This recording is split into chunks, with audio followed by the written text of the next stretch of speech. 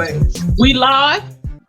We Yes, are live. We in here. Here we We are in coming here. We live. in here. We in here for the first time in a long time. And we was on a little hiatus. So, first and foremost, thanks for anybody tuning in with us tonight and Yes. joining us.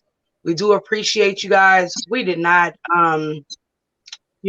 put out any flyers or anything like that promoting this. So, if you happen to stumble upon this, we appreciate it.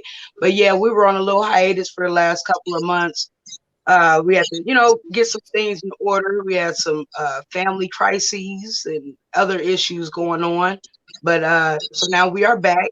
And so tonight, our main topic is going to be familial favoritism. Yes. And so that's gonna be the main topic. And were you guys still gonna do the review for the best man? Did you watch it? Is the question? No, but we can go forth. We can go forth, and if I'm gonna have questions, so y'all just fill me in, and I'll be the person. Like, I'm sure we got viewers who haven't seen it. You know what I mean? So I'll just come from Yeah, but that we don't. perspective. Yeah, that's true. We don't want to be a spoiler though. I guess we can put spoiler alert. Yeah, spoiler alert. It's Yeah. gonna be a spoiler alert for somebody anyway. You know what I'm Yeah. saying? So, It and is. I'm sure I'm gonna have questions that a lot of viewers will have because we ain't seen it. So I tried to get it in time. Bunch of release. Somebody signed in with my stuff. Who watched it? I had started it earlier today, episode 1, but okay. that's as far Hey, as I got. Hey, Jalen. Hey, I know you seen. Did you see the best man, Jalen? The best man. What is that one called? Best man. What? final chapters. Yeah. Final chapter. So we're gonna be doing a review on that. Shannon and Kalila have seen it. I have not. So they're gonna be giving a. So matter of fact, let's start out with that, guys. Okay. Put it like this. You like the ending. I didn't care too much for the how they The did. ending. Okay, so you liked it, but you didn't like the ending. Yeah, I liked it. I liked how Oh, she said she ain't seen it. She watching it tomorrow. what's she watching I'm gonna be tomorrow? catching up on it throughout this upcoming week. Now that I finally got the Peacock code, I'm gonna go ahead Don't do that. it It wasn't like you was waiting no longer. No. She's talking about she's doing it towards Bryce because Bryce was holding out on the Peacock code. My nephew was being stingy with the Peacock code, and I wasn't trying to start me another subscription because I got subscriptions with everybody all over the place. So I really wouldn't want another one. I wanted somebody to slide me their little passcode, their little information, and I get in there. But my nephew was playing with the info. So then finally Kalila gave it to me yesterday. So now that I got the Peacock code, I'm gonna be working my way through the best man here this upcoming I hate week. the Peacock code. I hate the words. Peacock code. Peacock code. Peacock code. She's like, Bryce, So I got that Peacock code. But yeah. Yeah. But okay, so best man final chapters. I'll go ahead and start with my opinion. In the beginning, it was to me a little slow, just a little tiny bit, not bad to the point where it's like, okay, I'm finna cut this off. Right. But it was a little slow. But I would say, even though it was a little slow, it still kept your attention, so to speak. You know what I mean? Right. So I would say that about it. Everybody looked absolutely fabulous. All of the actors and actresses, Nia Long, Tay Diggs. Yeah, I'm gonna just say this. I don't want to interrupt, but Nia Long, she bad. I Yeah, don't know about the one that the original Dread dude had. Remember I told you she looked kind of like a ball of paper. She looked papered up. Yeah. You talking about the dude? No, the girl. The one who's real bougie, had the attitude all the time, was like telling him where he can't go. Oh yeah, the one that was good too. You don't think she looked good? I thought everybody looked good. The only one. Okay, now let me say this too, y'all. So I had kept seeing everybody on Facebook, Batman's happening, Batman's happening, Batman's happening. I'm like, man, let me renew my subscription so I can see this. So I renewed the subscription and I started the series like probably 8 that night. And I literally stayed up until 5 something the next morning finishing it because I just wanted to just knock it all the way out the way. My eyes were puffy trying to finish that, but I finished. You had that forest on there. Them eyes were swollen. I had stayed up so long, their eyes started getting foggy. They wasn't even clear no more. Don't make no sense. Say the vision was foggy. They were so foggy. They had that shade, that film was coming on top of them. That sleep film. But, I know exactly what you're talking about. Yeah, too. Like where you can't see no more really. So I ended at 6. So like I said, everybody looked good. The only person that I kept side-eyeing, even though Shannon say that she thought, dang, what the heck? Y'all know the bougie. Well, he wasn't bougie. The teacher man. Okay, so Shannon thought the teacher man looked very plasticky and old. But what we did was we Googled it, and honestly, that man is 60 years old. You get what I'm saying? So that showed us what it was. Not saying everybody that's 60 look like that, but I was like, he looks a lot older than everybody else, you know. And then Shana also said that the light-skinned lady, she didn't like the way she looked. But I thought everybody was cool. The only person I saw was Terrence Howard. Okay. Terrence Howard did something to that face. He has put some both.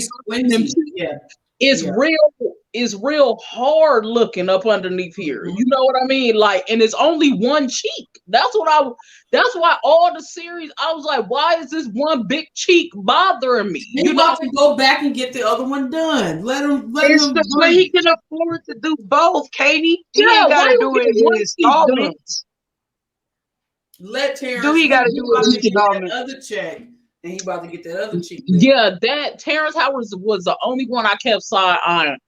And then, like I said, the teacher man, I did look at him like, okay, his skin is starting to look old, but then again, he's an older man. But so getting into the storyline, very, very good dynamics, very good dynamics to each relationship. It was something that you could learn from each relationship. Now I will say this, spoiler alert, I really kind of lost a little respect for Nia Long. Okay. And the reason why I did is because this is many years later. Okay. Sanaa Lathan then gave you chances to leave her man the heck alone. Okay. I'm finna give y'all a spoiler alert. To leave her man alone and you still want to play. You get what I'm saying? And it's like, y'all like 50 now. You know what I mean? Like, it's getting out of hand. So it was going all good until we got to that place. Like, okay, this is enough now. This is enough. You old and older, excuse me. But like, just stop because we done been through this before. Like, you know, so that kind of messed me up a little bit. And Sanaa Lathan's character got on my nerves. Because even though, why did she get on your nerve? Because she was just okay. I don't know. I do know, but I don't. So I know that she was telling the truth about how jittery he was, and Taye Diggs was such of an overachiever in the movie, you know, and determined to get his name out there and to dig deep in his career even more with his books and stuff like that. So I get what she was saying for sure. But it's just like, I don't know, Shana. I don't know. She just got on my nerves. Like, look, I was right there with her. I'm gonna be honest with you because I'm like, what she was years have gone by. Years they had a kid with the girls in school, so I'm not sure exactly how old their baby was, but years, and it's like, when do I get my turn? Okay, so let me say this though. He made a lot of sense when she was like, I'm always supporting you, and pretty much you don't support my vision, you don't support nothing. Okay, now he may not have been as attentive as her, but he did support her.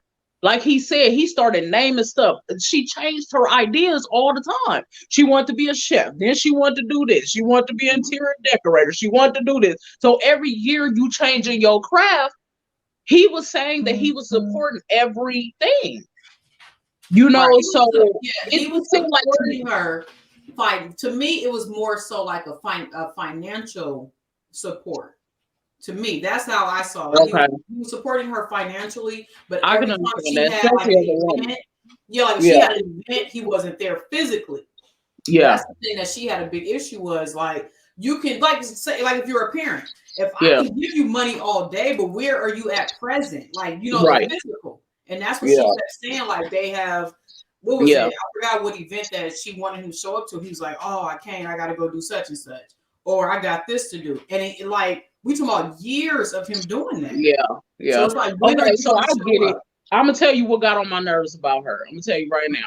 When she told him that she was taking a little girl to Kenya or wherever, Africa, I think that was foul. He could have went. He could have went.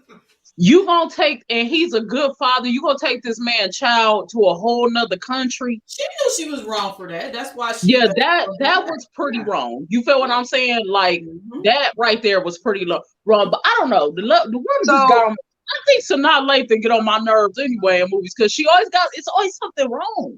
I've never seen her in a movie where she was just happy. It's never. Go with your question. She said she's never happy. What movie y'all seen her in where she was happy the whole movie?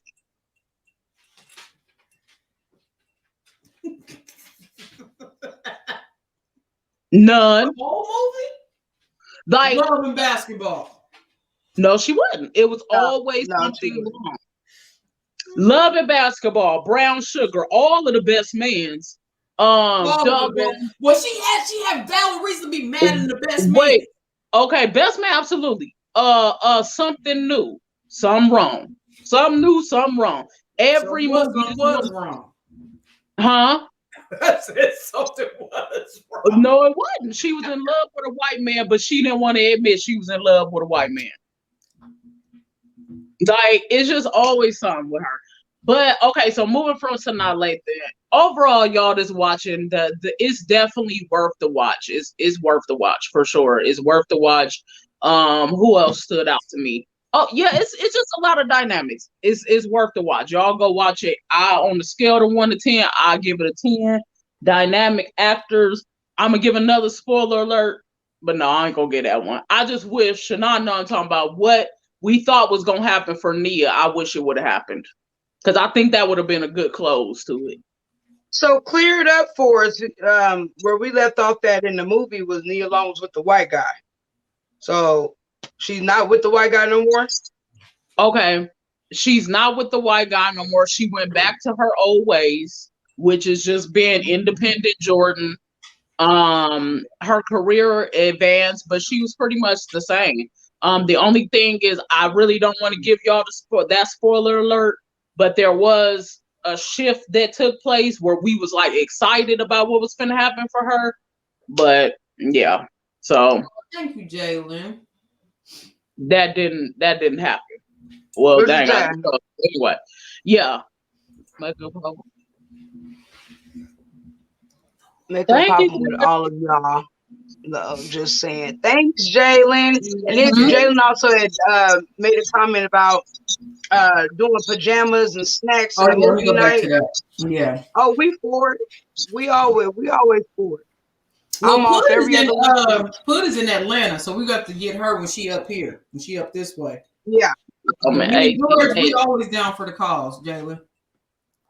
We always down. Are y'all sharing this on your Facebook page? Mm-hmm. Oh, okay. So, yeah, but that's my take on it. Out of 10, I give it 10 stars. Everybody did a wonderful job. Hold up. Let me tell y'all something else. Yeah, we'll never let you, Georgie, ask your question. Oh, hold on. Okay. Ask your question. Y'all be surprised at what's gonna happen with Terrence Howard. Y'all just be surprised. It's a lot of things that took place in Terrence Howard. Okay. A lot of things that took. He had a lot of switches in that movie. So yeah, in that series, I mean. All right.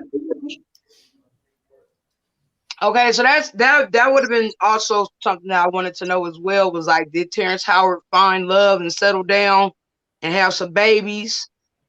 Y'all gotta watch it. Okay, so without telling everything, he did find love. He did. He found it, but it's a lot of twists and turns with it. But y'all be surprised with the twists and turns, how they came about and all of that. What he end up falling in love with a man?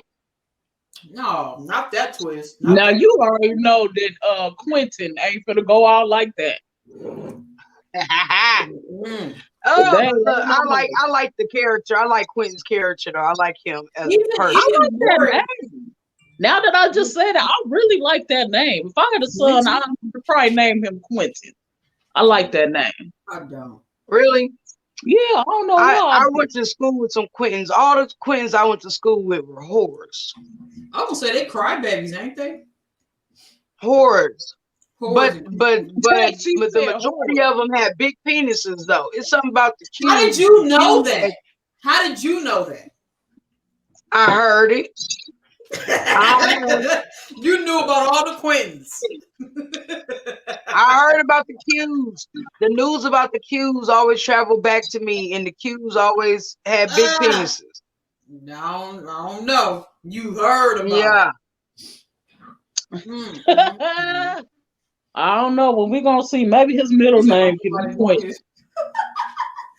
Oh, they did want him.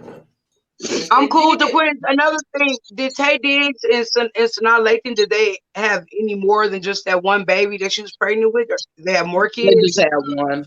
They had one. Hey, cousin. They only had one. She was so pretty too. She was like a little baby. She looked like she could really be Tay Diggs' kid. Yeah, she was really cute. Pretty. Really? So cute. Yes. Real pretty little girl. Like, so what about Morris Chestnut? Morris Chestnut, did he find his way after his wife passed, and did he remarry and get him a boo or something? I tell you. You're doing a review. We're doing a review, but I'm just, a review is just saying if you like it and what you liked about it, but we can't tell you all the specifics of the things. That's gonna take the tell me some shit that I want to know. You could tell me some shit that I want to know. Let me put it like this. So you want to know what happened with him after his wife passed? Right. Okay. Give her one little taste. He started wilding the heck out. Okay, so that's what he did. He definitely was. He was slanging it to everybody, slanging the music to everybody. Okay. Everybody. Yeah. Poking. But I wish I was near.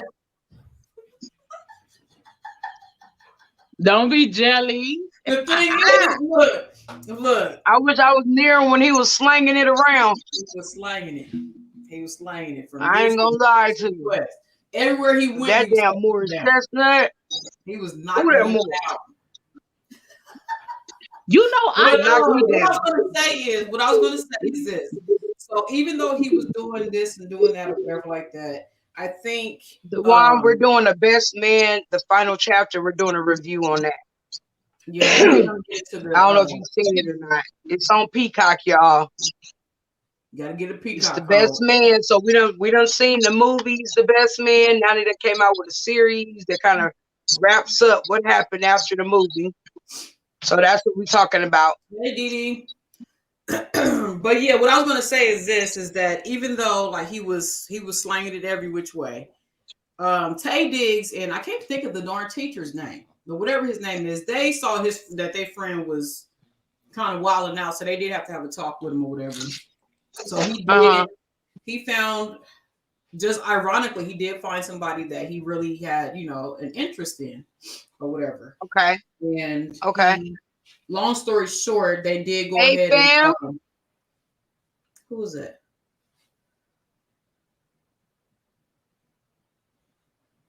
Dewan said he has seen it. Okay. Oh, yeah, seen it. Okay. Mm-hmm. That's what's up. That's what's up. I'm just trying to get.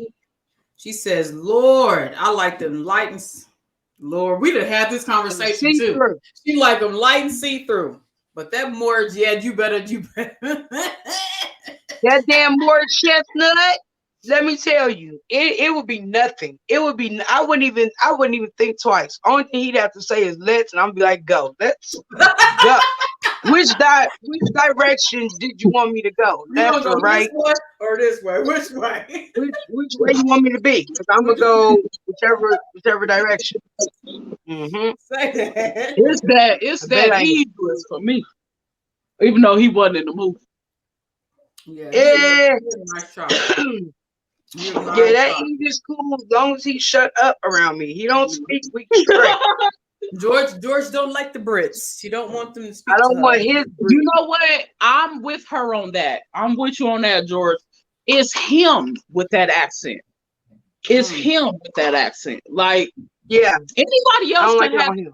But him, you got that big curved over back. You all dark and stuff and walking like you know manly. And then you gonna open your mouth talking about bring the tea. Bring the trumpet. Bring the tea. No, seriously, she have her trench coat and skin ready. Say the skin. That's it. That's it. She said her trench coat. Wait, for Morris? Okay, for okay. So for Morris. Do y'all find Tay Diggs sexy? Excuse me, the one he didn't went somewhere because I didn't like him in the first ones. Like he was scrawny, but in this one he did put a little weight on him. Janelle said, Janelle always want her a big old wide back tall man. You know Tay Diggs ain't tall, he little. Bruh, you can't talk because your history shows the same thing. My history show what? That you don't want nothing scrawny. I was always attracted to thin, tall men until I moved to Atlanta.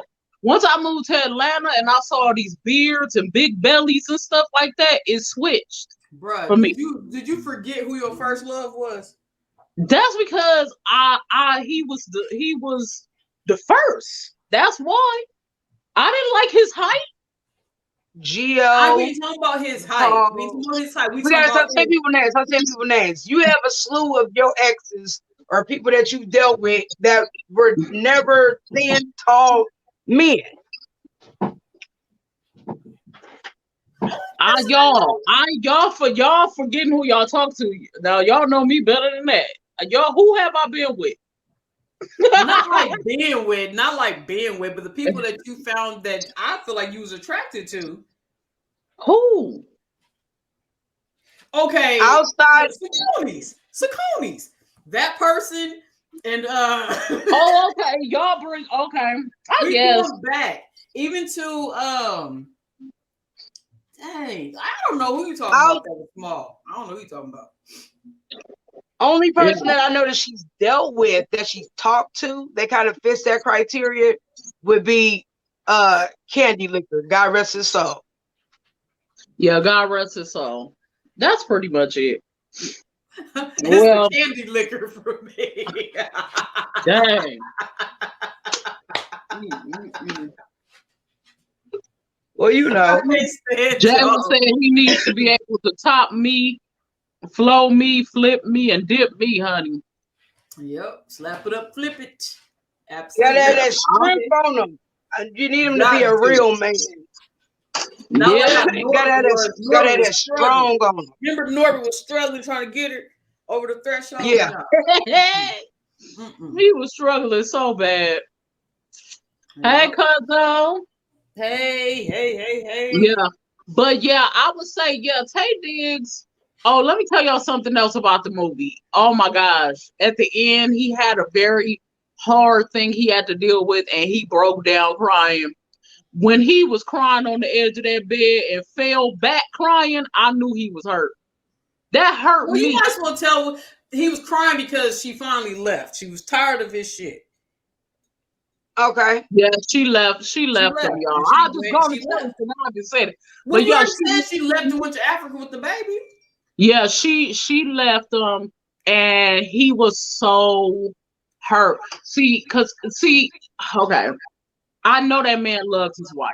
He loved his wife and he loved his child. And I feel like Tay Diggs was a good man. I really do. I just don't understand why. What was this bounce back with Nia? Because I think his bounce back, which is like a lot of us as humans, she was very familiar to him. And that was his first love. If I'm not mistaken, it was like, back to college. And remember, even when he was telling it in the book, from the book version. Yeah. And that's when Sanaa first started kind of feeling threatened by their marriage, because the way he was describing the love and all of that they had.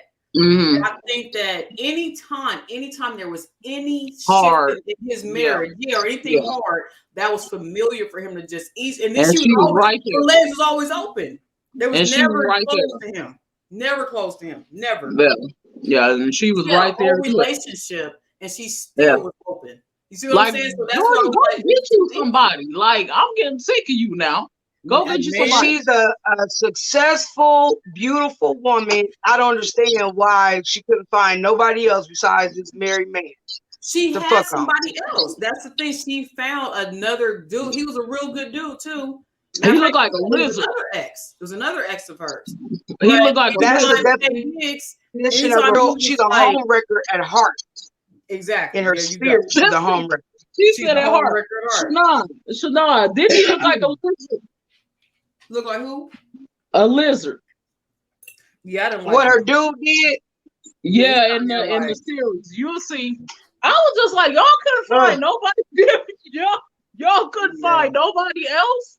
Like, it was just like, let's go on and get him because we gotta hurry up and film. Yeah, and Jalen, you absolutely right. There are so many relationships that's like that.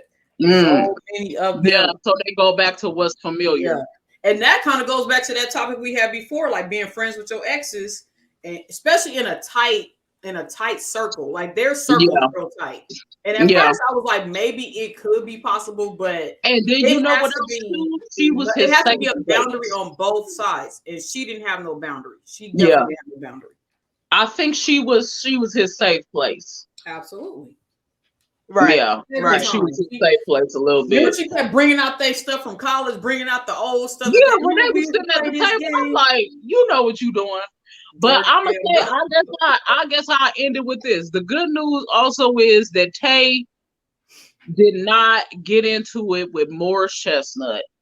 Can we all just praise God for that one? Because they got him on the whole season. They had a rough, and them too. I was like, Lord have mercy.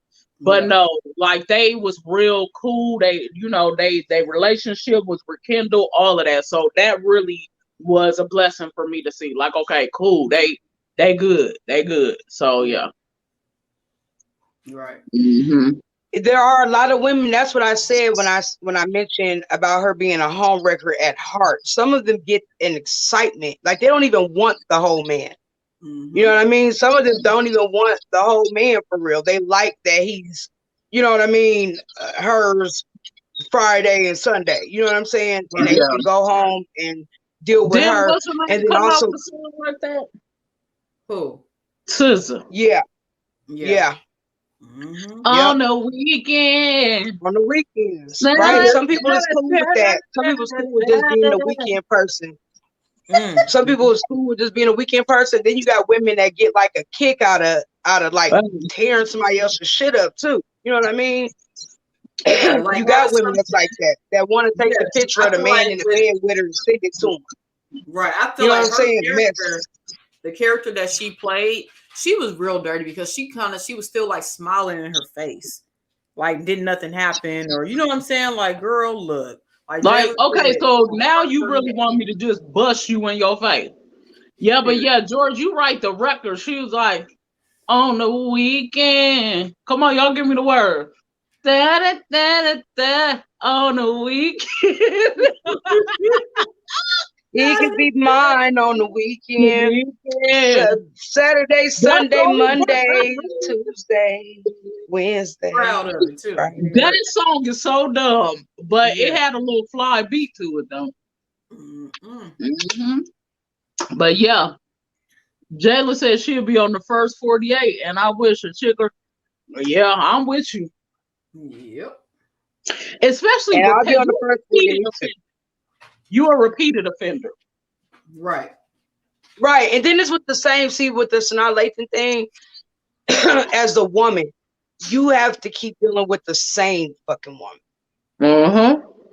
That means something. That's gonna do something. Dang. Let me tell y'all how messed that up that is, because they had a relationship. They did. They was like in the beginning, they was real cool, giggling and going That's out. What I'm saying. That's why I even call her. She's even more dirty. Like if it was a chick that you didn't know, not to say you're less dirty, but it wouldn't be as bad. It wouldn't be as hurtful for Sanaa to see that. You see what I'm saying? But you've been chilling with me. You've been chilling in my circle with me, and meanwhile, with my mix, we talking about shit. I'm confiding in you about stuff, and then and that's from just that little part right there. But with her dealing with her man, like when we talk about the repeat offender is the bitch is a repeat offender too. You know what I mean? Like, how do you take that as a woman? Like, I would just feel like, how do I compete with that? Clearly, there's something deeper going on here. You know what I mean? This ain't just a screw or a lay. This is clearly somebody that you are in love with or have some real feelings for. And you know what? I mean? In all honesty, that kind of even brings me back into, I feel like that's why she decided she was trying to do stuff to hurt him. Remember, even with the child support, she didn't have to go that route. Like even she was trying to do stuff to hurt him, and that's why she was like, "I'm taking her to Africa." She was trying to hit him, because she done been hurt so many times, and then for him to turn right around and do that with Nia Long, just like, look, how else can she get him back? And then she could have. Remember the little market man? And she was like fantasizing about the market man too. Man, she should have took the market man. She was fantasizing about him. Now, when we doing this review, Sanaa Lathan was not wrong. She was not wrong at all, because she's still a human being. Yeah. You feel what I'm saying? And I'm gonna be real. As a woman, is only so much ignoring that you could take. Not saying that he didn't love her. I ain't gonna say ignoring, because I don't feel like he ignored her, but it's only so many times that you're gonna keep toodalooting over me and my vision. Yeah.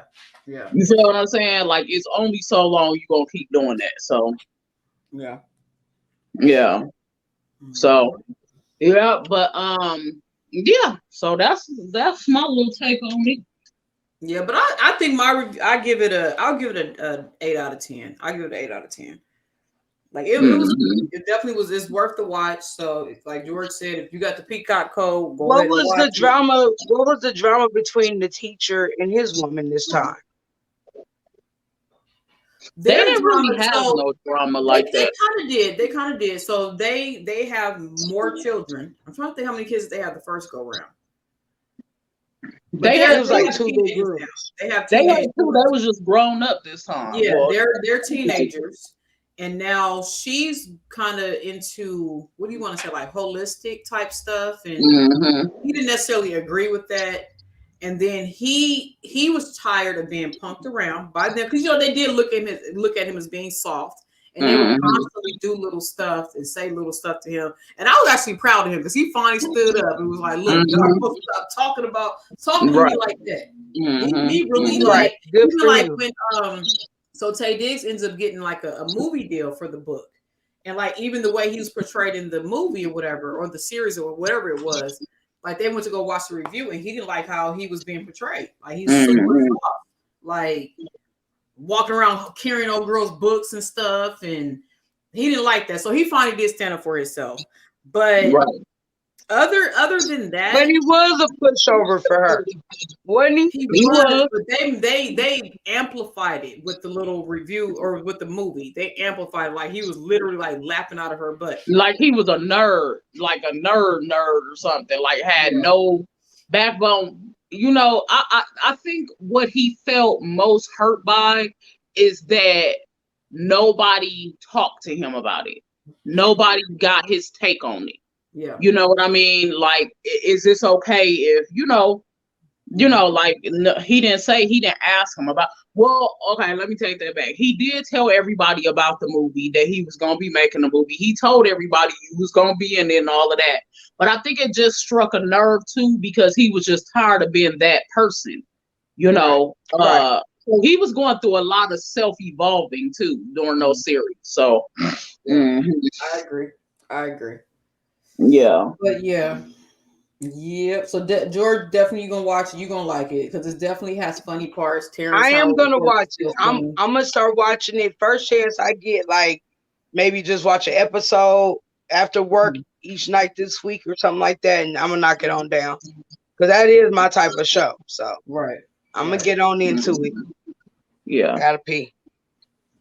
Gotta pee. Gotta pee.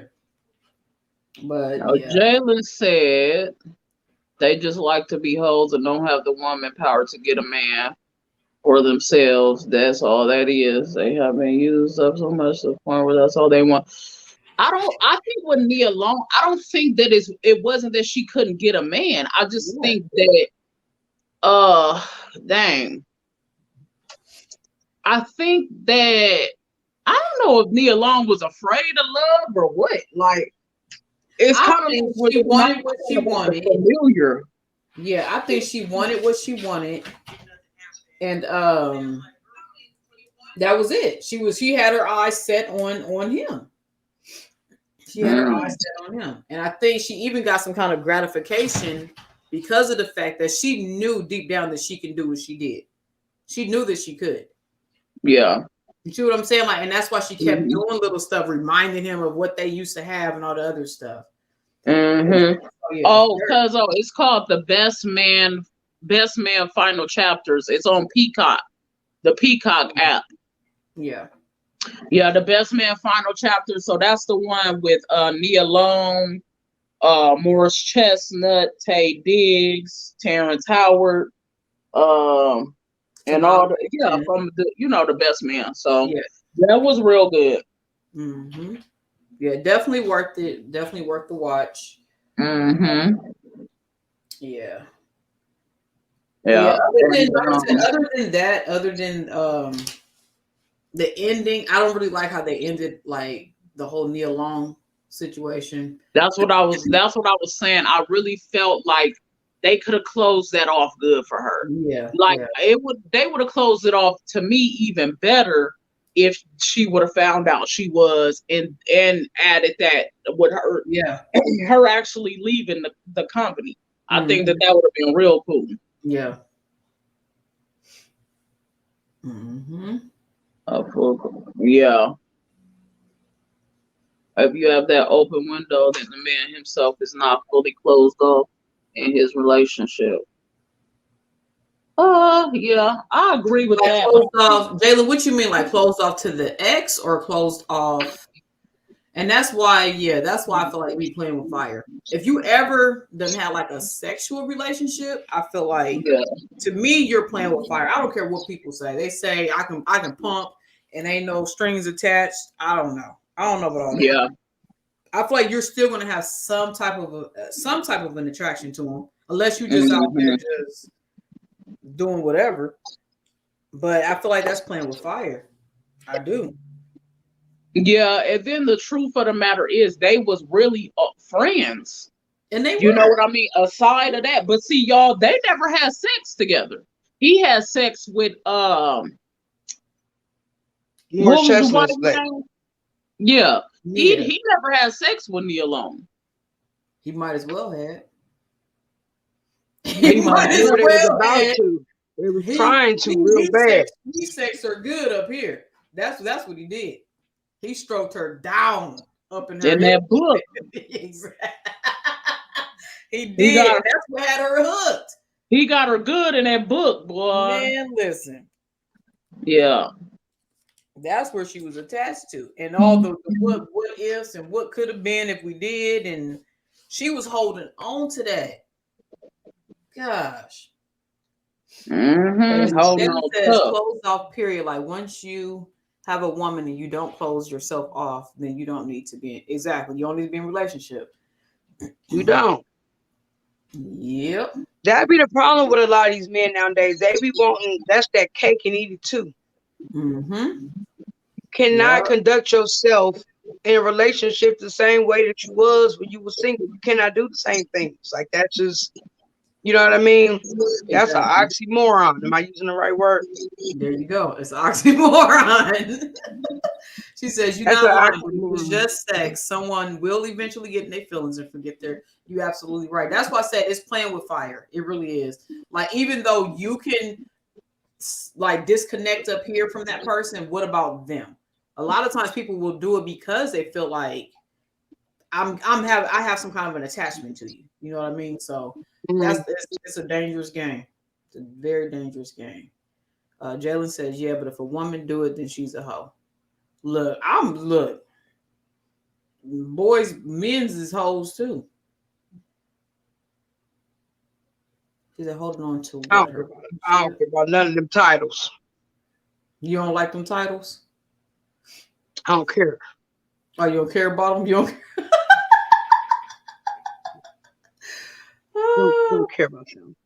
Rhonda says she been missing us. Yes, we did. Georgie kind of explained in the beginning. We had to take a little hiatus. We had some family stuff going on, just life in general. So we had to all take a break. And we back. So I think from now on, we're gonna do Sundays. We'll try to do Sundays between like 8 and 9. So yeah, tune in. We back. Like we never left. Niggas can be hoes. They can be hoes. They definitely can. She says if a man can have friends, so can the woman. I don't think. See, the only thing with that is because women can. I feel like women can have male friends without the hopes of screwing them. Mm-hmm. I don't think men. I don't think they're wired like that. Now I could be wrong, but this is just my opinions. I feel like eventually they gonna. I don't know. See, they just work a little different from us. So can Chris have women friends? You already know the answer. He was up there talking about me, talking about can Chris have male? Hey Giovanna, can Chris have women friends? Look, Shannon don't want her husband to have women friends. No. He can have women friends that I am friends with. If I'm friends with them, you can't have like your own set of friends. The hell? No, you can't have your own. You can't have your own set of women friends. What if she's somebody from high school? Look, you about to have me cursing. No. Dang.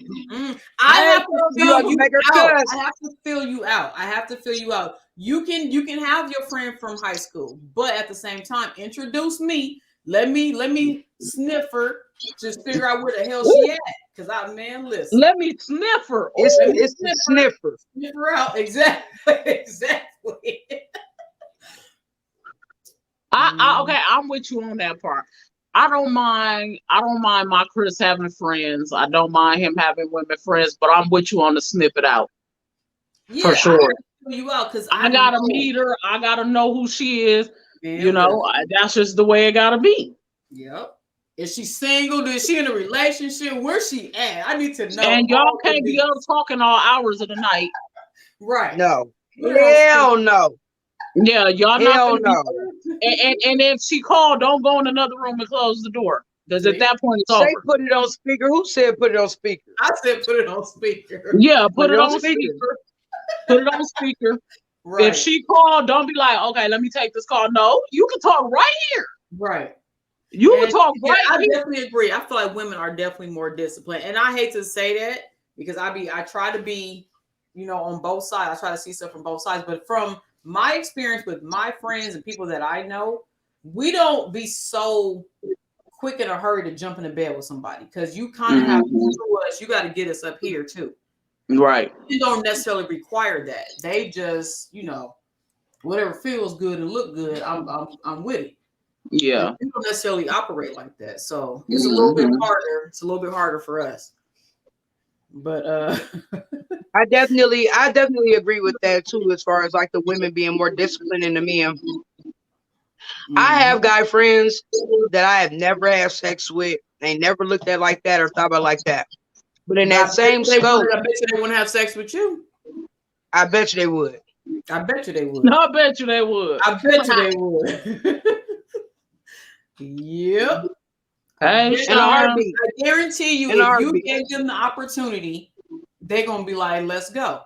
But it can't necessarily happen with you. You see what I'm saying? Like vice versa. If they be like, "Hey, I've been thinking about it," da da da da, you gonna be like, "Nah, I'm cool." But they'll do it. The ball really be like in our court, like as far as the guy friends go. Because like if we went left, they'd be going left with us. You know what I mean? Jayla said, and I feel like that's a for sure. Hey, Sean, thank y'all for tuning in. Hey, Giovanna, I saw you back there a minute ago. Thank you guys for tuning in with us tonight. Yeah, we kind of just shooting the breeze right now. I'm trying to keep up with them.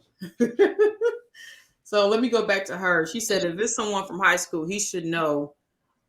Or I should know of her and know her, period. Absolutely. And we went to the same high school too. So with that being said, but like the people and because we've been knowing each other for so long, so everybody that he pretty much know, I know them or know, I know I done sniffed them. Right. Out, for the most part. And no, y'all can't go to the movies together alone. No, you can't. No, you definitely not. What about out to dinner? Can they go out to dinner together? You can't go out to the park together. Dinner. You can't walk my dog together. Absolutely not. Absolutely not. Hey, Dee, absolutely not. Dee. Hey, Sean, it's a party in this motherfucker tonight, ain't it? Right. Ain't a party in this motherfucker. We got Jalen up in here. It's a party going on. It's a party going on. Party going on. It's a good little group up in here tonight. What do friends do then? Y'all can talk on the phone. Y'all can talk on the phone. She said we tough. Well, look. Okay, hold on, Giovanna. Look. I'm declaring and decreeing. I'll put my hand to the camera that the Lord gonna send you your man, and when he do in the name of Jesus, you come back and you talk to us. Let me tell you like that. Go on, come back and holler at us. Come back and holler at us. Say that, Sean. Because listen. Come back and holler.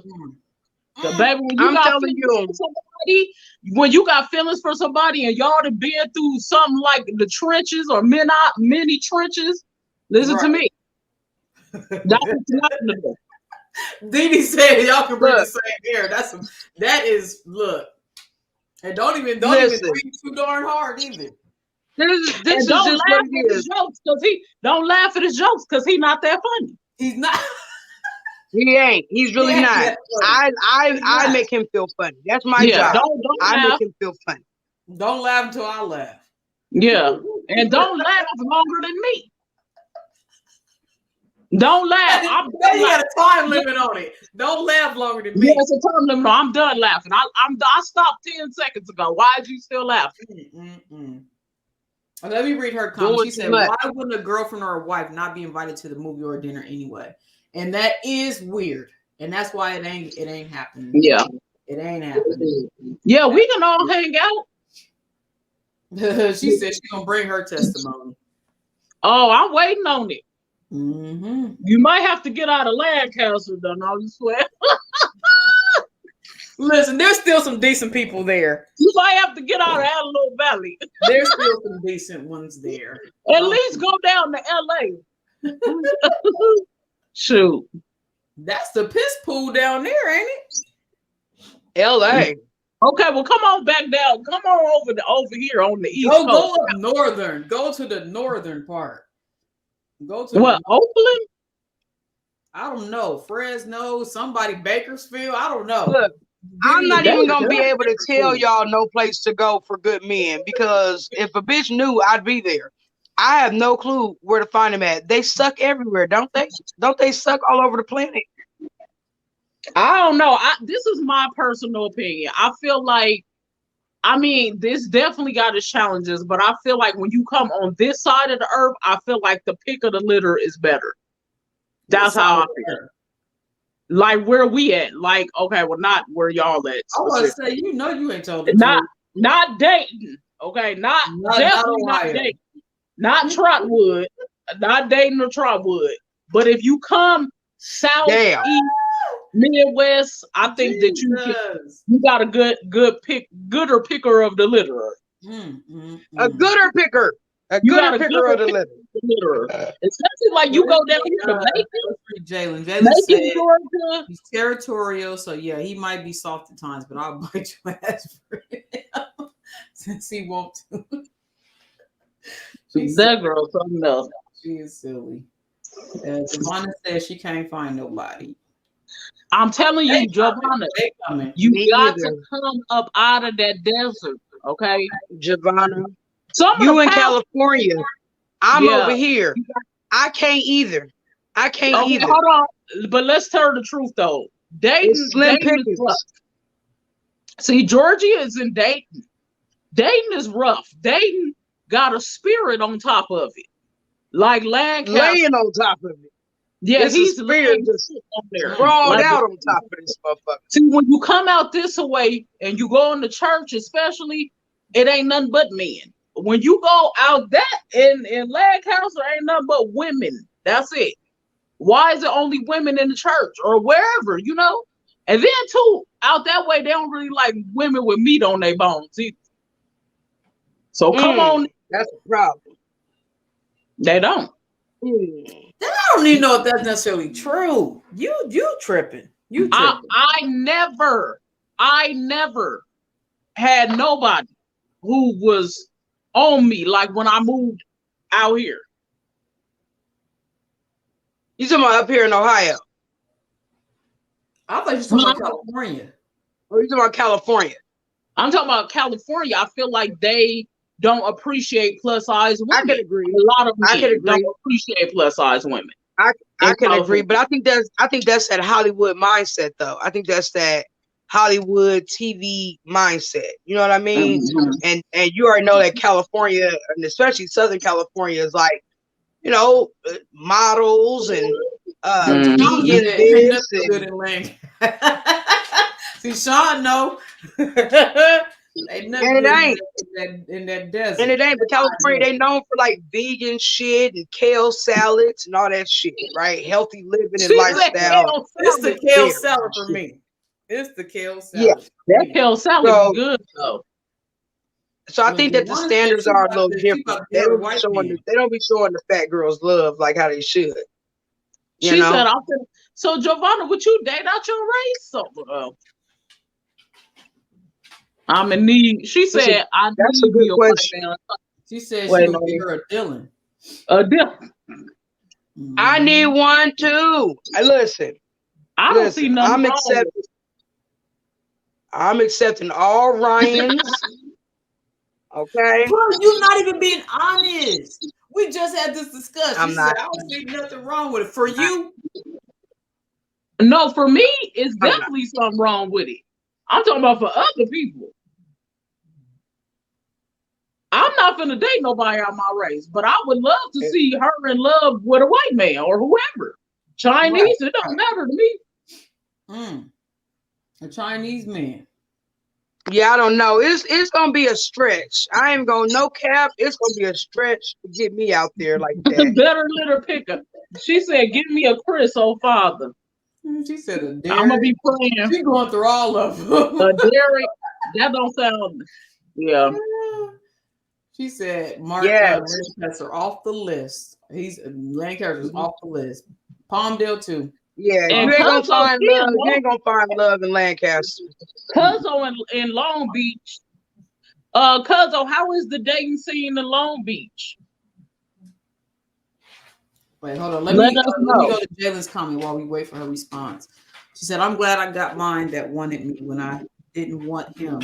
But we ended up being friends, then more than friends, then more than friends. Naturally, it never ever planned anything out.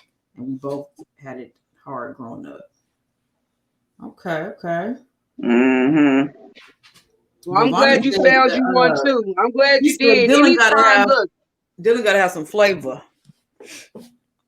Oh yeah, gotta have some sauce on him. If he was a white dude or Hispanic or whatever, he would definitely have to have a little sprinkle of some sauce on him, a little barbecue sauce on him to tang him up a little bit. Gotta give him a little kick, a little flavor. Right. But I don't know, like something drastic would have to happen for me to date outside. What it just no. Biracial. It's the sauce. I think if anything, the sauce is what needs to be happening. That's what I think. Okay. They gotta have that. So see, I can even deal with the biracial because the biracial for me it's a little deeper. You know what I mean? Like I just would need somebody to relate to me about issues that I know and can relate to, and you know what I'm saying, understand, and that I live with on a daily basis. I would want for my person to understand that from the same place, because this is a real thing. You know what I mean? Like this is not like the topic of race. I know everybody be so sick of talking about race and everything got to bring up race and stuff like that, but it's so real because we're in this skin all the time. You know what I mean? There isn't a day that goes by that I don't realize that I'm black. You know what I'm saying? Right. That at some point in the day where I realize I'm black, or you know what I mean, I'm reminded that I'm black in this country. So it's such a up in your face issue that we have to live with, that I would just need for whoever I'm laying next to every night to really get that, know that, feel that, and understand that. And I don't care how much a white person empathize with that, they're not gonna know it from a living witness perspective. So right. That's just me on that. Okay, let me go back to Sean. What did he say? He's loud, crazy. He's loud, crazy, and it took him a long time to find a dude who can handle him. I know, because you a whole ball of mess. He said, I've dated almost every race, and I love dudes, period. I heard that. I do too. Period. Okay, we're gonna read. I love the dudes to our topic. So Jalen said it's amazing dating outside of your race because you learn more about everything else that's out there, especially if they had it hard the same way you did or do, but in their own way. Yeah, I can get that, but I can get that same perspective just by being your best friend. I can understand your culture without sleeping with you. That's just my opinion. I don't want to sleep with you. We can be best friends though. We can go. And I want brown babies. That's just me. She says, I want a little. What the hell? And when I tried, I said, "Oh no, too much work for me," because it is work. And it is. It's a lot. And it is work. Cause though, it's a lot. It really be a lot. Like at this point, I done folded it up and packed it away for now because I done got exhausted with the shit. So now it's just like I'm gonna give it a little break and I'll resume. I'll press play in a few years. Like our cousin Duane said, press play. So right. Said, I'm gonna press play. I don't want to date outside of my race because they don't understand us, even if they try. I appreciate the try, but it just ain't the same. But I would give somebody outside of my race a chance if I was feeling them. I agree. Sean said, you funny as fuck, George. We miss you too. Look, on our next, dang, you're not even in Seattle. I know you moved like a little bit more up north, but we still have to link up with you when we back out there. She said, thanks for the insight. Yep. All right, so yeah, we're gonna get into our topic with it's only 20 minutes away. Okay, definitely. We gonna do this. Been too long. And every time we come out there, every time we come to Washington, we said we're gonna link up with you, and we never get it together. Right. So we got to follow through with it. You know what we do, it's gonna be a ball, regardless. Like, oh yeah. Yeah. Because at the end of the day, Sean, you are N-word and you already know it. So and you already know it. You already know it. You are. But yeah, let's get into this topic. So tonight's topic is familial. Say it, put familial favoritism. Familial. Y'all, that's the first time I've ever heard that word. Familial. So basically, we probably all either felt this way with, I'm gonna say with our parents, probably, especially if you have siblings, or it can even be like a cousinship, like with your grandparents, like treat you different from your cousins or whatever, stuff like that. So that's what tonight's discussion is mainly about. And then those of you guys that are parents, do you feel like have to kind of catch yourself because you probably did something different towards a kid that you didn't do for the other one? Because sometimes we do have to kind of reel it back in, like, dang, that probably wasn't, I think we're all guilty of it. I'm gonna be honest. Because especially if you have children of different sex, like if you have a son and a daughter, like a lot of times you don't necessarily lay stuff across the board the same, So. Right. Yeah. I feel like you see that. I seen it a lot growing up in our community, the Black community. Yeah, I've seen that a lot with different sexes, different sex. Jayla, if you want to come on, I can send you the code. You can come on for about 10, 15 minutes if you're in a quiet environment. Oh, yeah, I forgot hey, Amanda. What's up, Amanda? Look, we done seen everybody come through here tonight, baby. Right? We done seen a little bit of everybody. We love the love. We love the love. We love the love. We love the love. Y'all got me over here. Yeah, as long as you have a quiet environment and it's well lit, then you can come on for I'm gonna try to do like 5 to 10 minutes. Yeah, well lit so we can see your face, so the audience can see your face and we can hear you. You can come in for 5 to 10 minutes or whatever. Oh, Amanda, she said, what are we talking about? So we're gonna get into the discussion of familial favoritism. So that's favoritism between siblings, favoritism between whoever, or if you have children and you have to hold yourself accountable to showing favoritism towards them. And like I was saying, like Khalil was getting into expressing that she felt like she, definitely have dealt with that. I have too. I'm gonna be honest. And I know, like, even when we talked to our mom about it or whatever, she was like, it wasn't a favoritism, but the way she broke it down more so was that she has to deal with us differently because we all have different personalities, right? Like, even though, like, I guess out of the three of us, I'm the more quiet person. And like, if something is going on, I'm not so quick to express it. So a lot of times, to me, like stuff that I'm dealing with kind of get overlooked versus, my siblings. So, and when I'll be like, dang, well, she being super attentive to them. And I'm just like, but it's kind of my fault because I'm not expressing, what I'm internalizing. You know what I'm saying? Right. So Amanda says you can't treat each child the same. And that's the truth. But see, and I think it kind of takes you to become a parent to kind of see it like that. Because when you're growing up and you be like, dang, well, but some of that stuff, like, I felt like it shouldn't have mattered because, like with we was talking about the whole piercings, right? For whatever reason, my mom was like, I couldn't get no piercings, no tattoos. Now I'm the oldest. I couldn't get no piercing, no tattoos until I was 18, right? Till I was 18. Right. George, who was the second child, was getting tattoos, piercings. Well, you had a tattoo at 13? 13, 14? 13. 13. She sat there and watched it get done. She was pierced definitely before she was 18. 14. 14. Exactly. Exactly. All right, Jen, I'm about to I got my lip pierced when I was 14. I dyed my hair when I was 14. I got my tattoo. Her friend, the one that did my tattoo when I was 13. Amanda, please explain. What did she see I remember different that tattoo on that ankle or foot or whatever it was. Right, she did. She got my mom's name tatted on her at 13.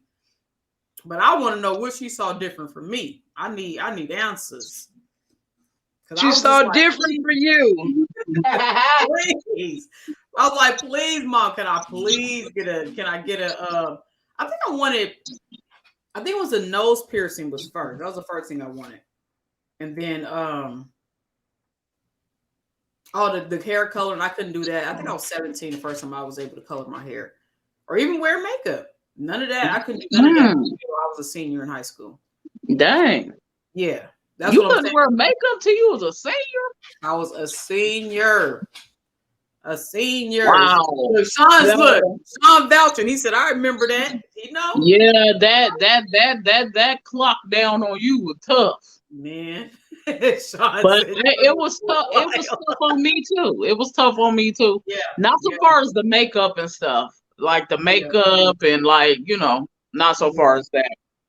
Mm-hmm. Let me read Sean's comment real quick, and then we're gonna let Jalen come here. So Sean says, my mom had all boys, but I think she knew I needed a little more help. I think your kids will need different things from you. And I'm no parent, but if one of my kids needed me more, I'd have to be there. And you're absolutely right. And I think that's what I had to say. Like, you kind of have to like look at it from a different perspective. You know what I'm saying? So I get that. And let me read this other one. But when you a kid, let me say that too. Go, George. I was just gonna say, like, when you're a kid and you in that situation, though, you don't have the mental capacity that adults do to be able to like narrow stuff down and be able to really organize why this is happening this way, or the reason that my mom is not disciplining this one or doing this one the way that you did me is because of this, that, and the third. Only thing you're gonna see is that you being done different. You know what I'm saying? And so once you're an adult, then you can go back and be like, oh, okay, I see why she did X, Y, and Z. But in that moment, when nobody understands that, I didn't get why my mom was nicer to Lauren or gave Lauren a whole bunch of leeway, our younger sister, or why she gave our younger sister a lot more leeway. I didn't want to hear the reasons, to be honest. Hi, J-Bay. Hey, Jalen. Hi, lady. You look pretty. Hey. You little hair all did. Okay, it's flipped up, flip. I was gonna say something in response to what Sean said, and then that's piggybacking on what George said as well. Mm-hmm. I can definitely see that side to it, but then you have the other side where there's favoritism because the parent is broken. Mm-hmm. And you have favoritism literally because the parent literally favors one more than the other. Like, I think that what Sean is talking about and what Georgie was responding to, and I agree with that because I'm not a parent yet, where you have a child where it's like, this child need a little bit more help. So I got to, pour into them a little bit more because that other one is stronger in that area. We got that part. Right. But then you have to be mindful, even in that you do not give 100% to one child and you give the other child crumbs, because you are now putting that child in a position where you're dismissing them. Right. It's like you're literally ignoring and dismissing them because you've made up in your mind that they're strong enough to deal with that. Right. When that's not the truth. You know what I mean? And then, like I said, on the flip side, you literally have some families that have dealt with favoritism, and particularly with siblings, when it's literally, like I said, the parent is broken. I dealt with that from both parents. Not only did I deal with it from both parents, but I dealt with it from family members too. You know what I mean? Because of the fact that I was chubby when I was little. So because I was chubby, other grandchildren, you know what I mean, or other children was talked to differently because they didn't have the struggle that I had. Right. And then with my parents, it was the same thing. You know what I mean? Like, because I looked like one of them. So because that parent could be broken, they can treat and favor the other child more so because it's something in that child they really don't care for because it's a mirror to them. You know? So I've dealt with it from both sides. So it's the side what Sean and George talking about, and then it's another spiritual side to it as well. You're right. You know, you're right. My dad, God rest his soul, but he did a lot of that with his boys too. You know, so let's introduce Jalen. Jalen, our friend, she in here. Hey, Paul. What up, Jalen? I can't love you.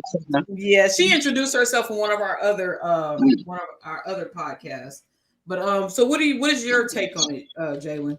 And how you dealt with it yourself? Honestly, I agree. My situation is like all over the place, honestly, because growing up, I was the kid. I have like the mom that was there for me, the dad that was in the streets, and the siblings at home, thinking that I'm just full of attention and all that. Right. But growing up, everybody from the dad, the siblings, all that enemy in some way. And I felt like I was like the black sheep of the family because, like, say for instance, with the sister that's above me, everybody was at her drill team competition, basketball games, and all that. Right. But when I wanted to do something, it was not in the stands for me. No family, their family, and all that. So it's like I grew up looking at my friends and their family as my family because it just didn't make sense to me. You know what I mean? Right. Everything I did was wrong. Somewhat, I don't know. Everything I wanted was just like shoved up under the rug. I don't know. But when it come down to my kids, I love all my kids the same. I don't understand how you said the same thing your mom said. Like I love all my kids, treat them differently because they all got different personalities or just whatever. Like that's still not an excuse to me because at the end of the day, yes, they all are different. But even if, like, for my son with Jaden, he's more yes, but whatever time I get away from him, with time with you. You know what I mean? You just have to figure it out. You can't just say, "Oh, well, he needs me more than you. You'll be all right." No, it ain't like that.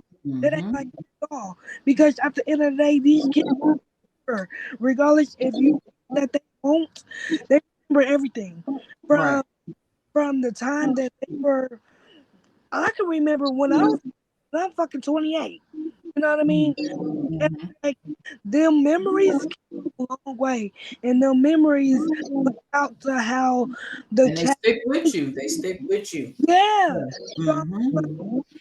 No parent does not come with a rule book. It does come with a guide. Yeah. But at the end of the day, you're trying to every day just what kids are. Be sure with your kids and without your kids. It's teamwork. You feel me? I agree. People don't think like that. Yeah. A lot of people just think like, oh shit, I did my job. Done. Your job is never done. It's never done, even when they grown. Never. Like never. So I don't understand. All right, Sean, we love you. He said he gotta go. Love you, Sean. Thanks for popping in on us. Bye-bye, baby. But seriously, though, I don't understand where the mindset comes from when it comes to like, oh, well, this one does this or this one does that and da da da. Right. No, like I swear to God, on my dad's grave, last year was the first year my mom ever said she was proud of me with whatever I've done. She was proud of me, and I know that had to hurt, didn't it? It did because it's like I done this. Why did it take 28 years for you to, you know what I'm saying, for you to say it? You probably have felt it, but for you to actually say it and let me know that, like, I know that has to hurt. Exactly. Yeah. Like I'm looking for love now.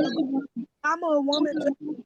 When I was a kid, teenager, whatever, growing up, I was looking for love in all the wrong places because I did not get it at home. Right. And as I'm how many siblings do you have? I have, with my mom, I have 4 outside of me. With my dad, Lord knows how many. Right. You know. Right. But in your household, you're what? You're not the baby, right? I'm the middle. You're in the middle. Okay. Yeah. Got you. And it's all girls, so we all are different. But God bless your soul. No, there ain't no brothers. Well, not in my mom's house, no. But out like with my dad, yeah. But okay. All coochies in the house, honey. All coochies. Jesus, I know it. I know all about that one. I was say I only had 2 sisters, so I can. Lord, gosh, bless it. And we still go through it to this day. Like we still. Yeah. And the crazy thing is with my siblings now, like that I done reached my adulthood, my capabilities, or just whatever. Mm-hmm. I'm starting to get my flowers from everybody, and I'm like, but is this genuine or where's this coming from? Because I've been being myself all these years. Mm-hmm. How do I accept this? You know what I mean? Right. So I'm just like, I done this, I done that. I wanted y'all to be here, I invited y'all here, but y'all never saw me. But now that I'm an adult, I moved out of town, doing things for my kids or just whatever. Now y'all want to be a part, and I'm just like, do I accept? Where's it coming from? Yeah, that's what I was gonna say too. Like, even though, like, I think Amanda had mentioned it, and even Sean before he had left.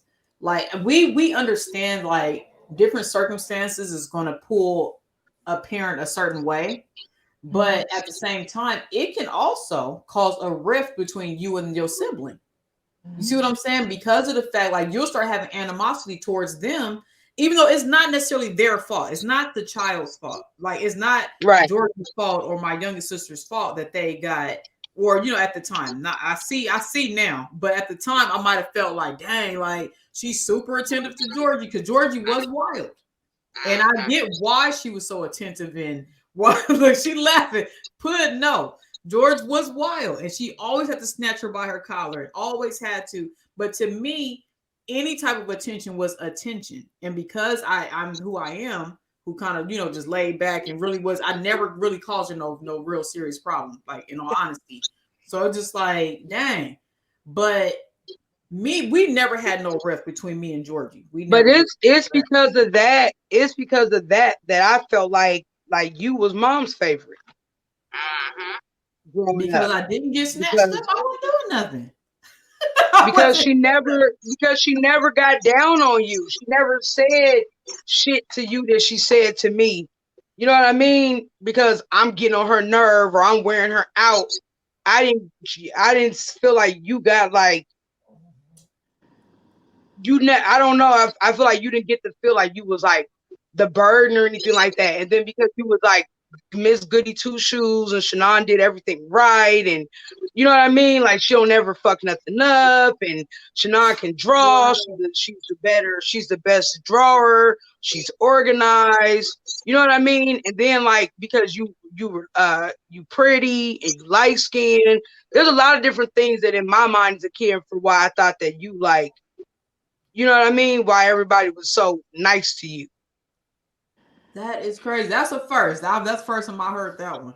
to be honest. Like I've heard she didn't, because she didn't. I don't think she really got on me or even my dad.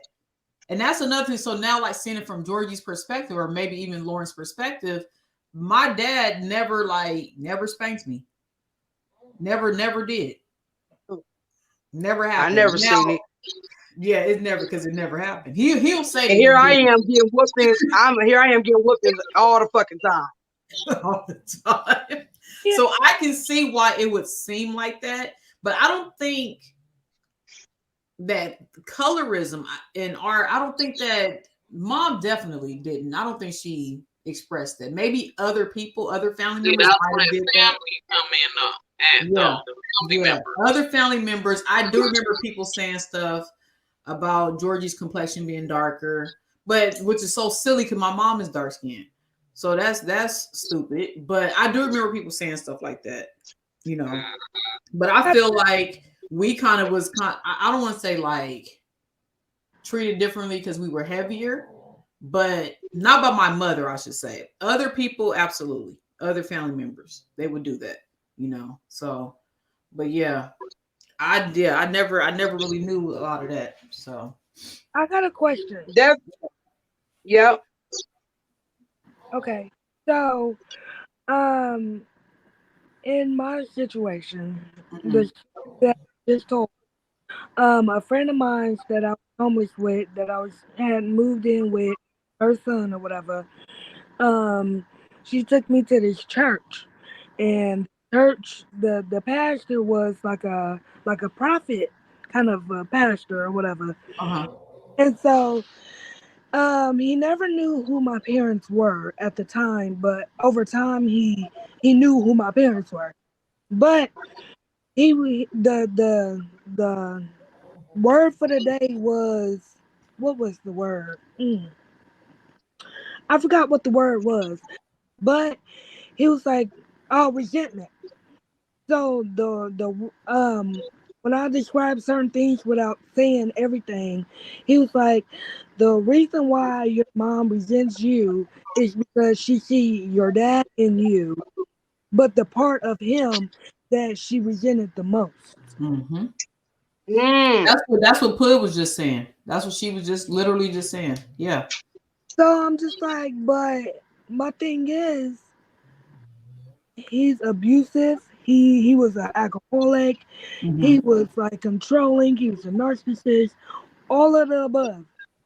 My mom never had a life with him outside of the life that she gave with him. You see him? So I'm just like, why out of all y'all kids, why me? Why me? The one that had the health issues, you know, trying to figure it out, like the oddball, like the everybody, you know, bullied in school because of my voice and all that. Like, why the kid that had the most difficulties? But when I was grown, like I want to say 2 years ago, 3 years ago, I mentioned what I was told, and she was like, damn near ready to fight me. Because who was ready to fight you?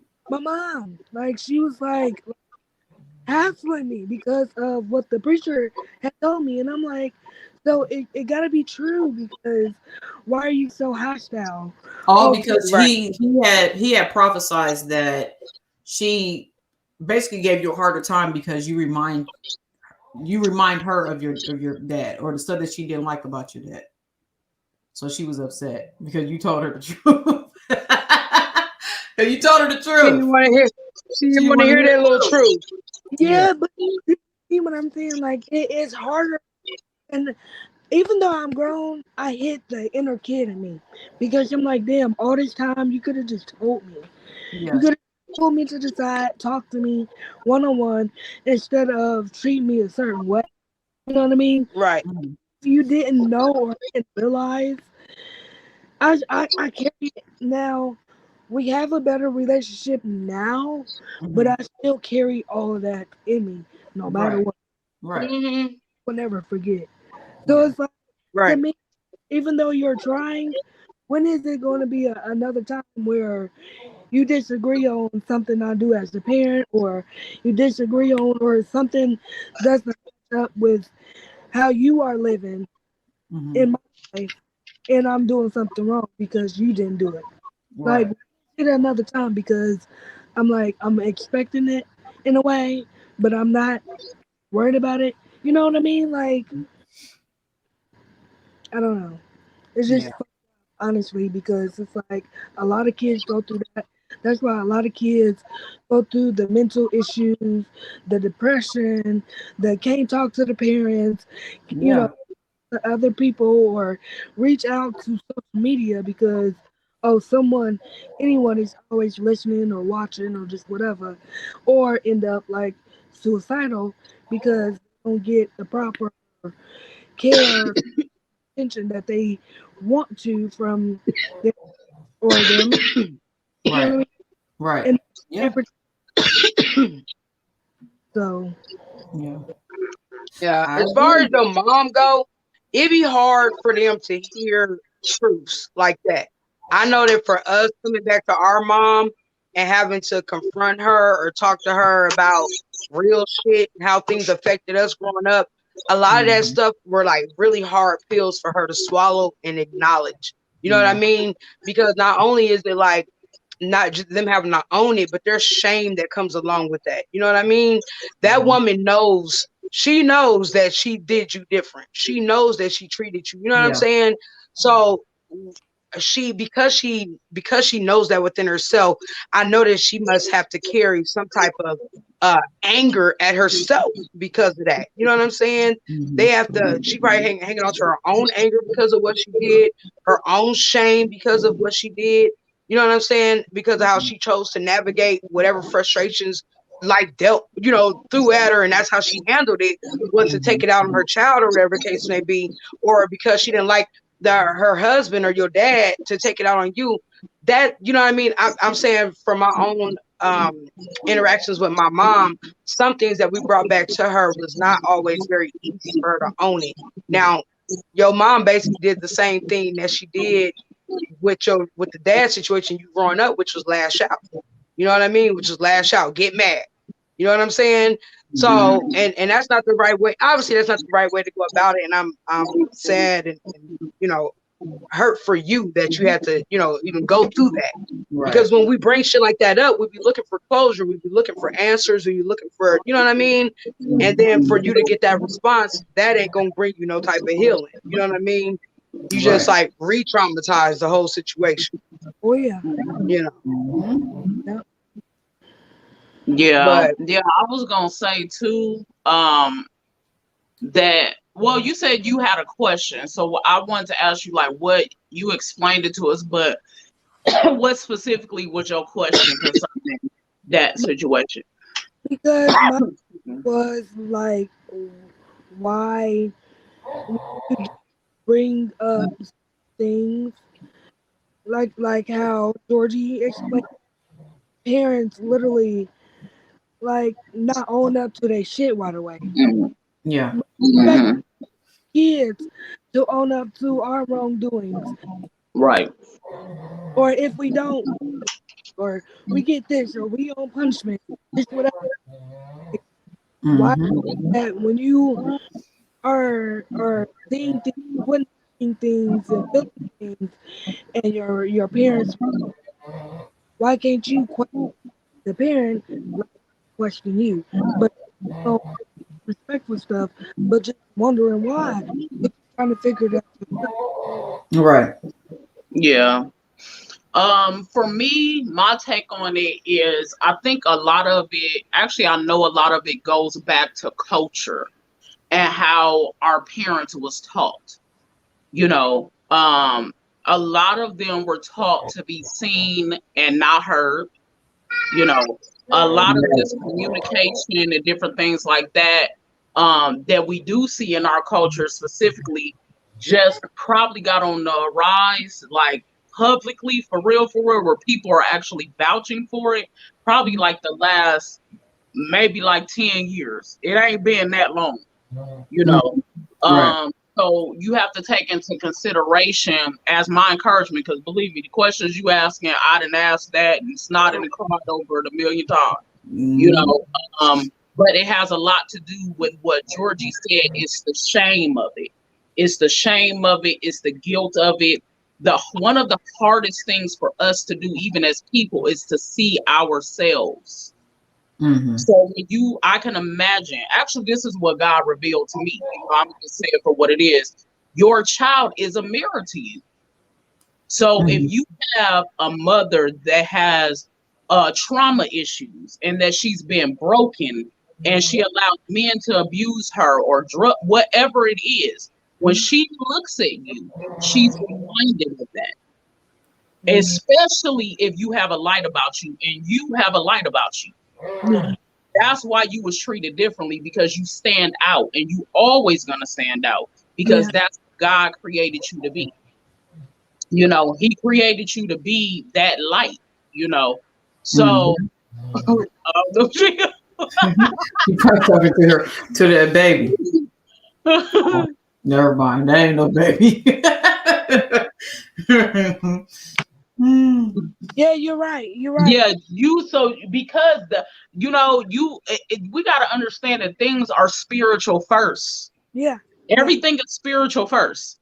So when you dealt with the stuff you dealt with as a child, that was to literally break you. You know what I mean? It was to break you. And that is always, out of a family, is always one or two. You feel what I'm saying? To get that type of treatment and that type of abuse. And then it makes you be like, okay, well, what's different about me? And then you have to come to terms with, like, the thing that's different about me is what God placed in me or placed on me. You know? So what I want to encourage you with is, don't carry your mom's brokenness no more.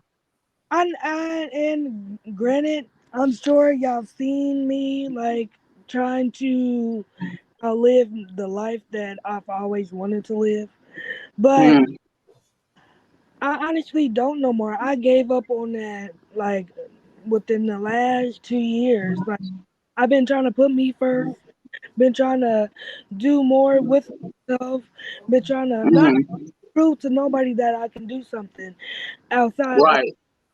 I've been born to do. But just prove to myself that just because certain people gave up on you don't mean you have to. That's right. You know what That's I mean? right. That's So right. I've been doing the getting dressed up or trying Mm-hmm. to hair school. You know, Yeah. now I'm going back to school. Uh, Good. accepted into Columbus State for LPN. Okay. My RN and then my BN. So I'm like, I'm never getting on myself, no That's matter what. good. And Um, we need more of you in that Yeah. field. Yes, we do. yeah, Mm-hmm. We do. that experience not only with my but with my kid.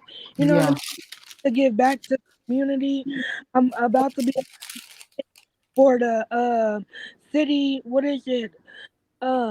City council here in Columbus for our community, Georgia. Mm-hmm. You know, um, I'm about to make a podcast myself for women of all nationalities. Just women need an outlet. They Yeah. need somewhere to cry, somewhere to fucking scream, somewhere to vent. They need people to understand. You know what I mean? I'm always about the women, no matter what. No matter what I'm going through, everybody is gonna be okay. And on top of that, I'm about to make me a calendar. I'm about to be my own model. Okay? Okay. I got a planned, and just because you had a fucked up past does not mean your future has to be fucked up. You know what I mean? That, you know what? It's crazy you said that, because that was the message today at church. The message today at church was, it don't matter how you started, it matters how you finish. Exactly. So that's very encouraging, and you got that right. You got it right. It's about your finish. It's not about your start.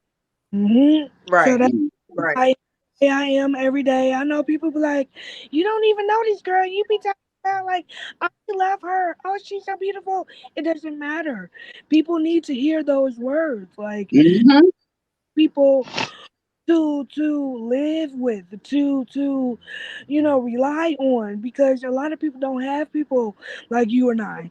You know, a lot of people are being shamed upon and put down because of their size or the way that they look or the way that they sound or their upbringing or their income or their connects or their I population. think I told you that back when we was in school together, that's why you're such a giving and caring person, because of the lack of.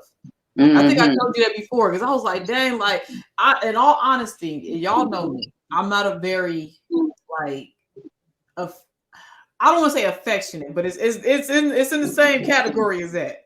Hey, Jamil, I had to shout out my cousin, but yeah, I'm not a very affectionate person, and Jalen is. She's very affectionate and very, baby, I love you, baby, and I'm just like, girl, girl. Like, girl. But then once I got to know her, and I got to know her very fast, because as you can see, Jalen is very open about a lot of stuff, right? Right. And I kind of adopted her as my little sis from day one. She'll tell you that. I said, dang, you're probably my little sister. But just to know her, just knowing the stuff that she went through, I think she never really went all the way into depth about, the stuff that, matter of fact, I'm lying. You did. We used to sit in the car and talk for like a good little minute. But I said, dang, that's why you are such a person that gives, and she gives a lot.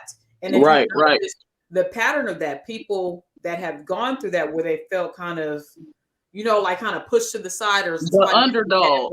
Yeah, exactly. Those are usually the ones that do that. They usually are the ones that try to show people a lot of love, because they are always kind of like looking for, you know what I mean? Right. So, and I saw that from day well, that's one. because they wanted to be reciprocated. They wanted to be reciprocated. Exactly. Right? Absolutely. So that's why they pour it out like that. Why we pour it out like that. I can relate to that too. You know what I mean? Right. So, but that's a beautiful way to be, though.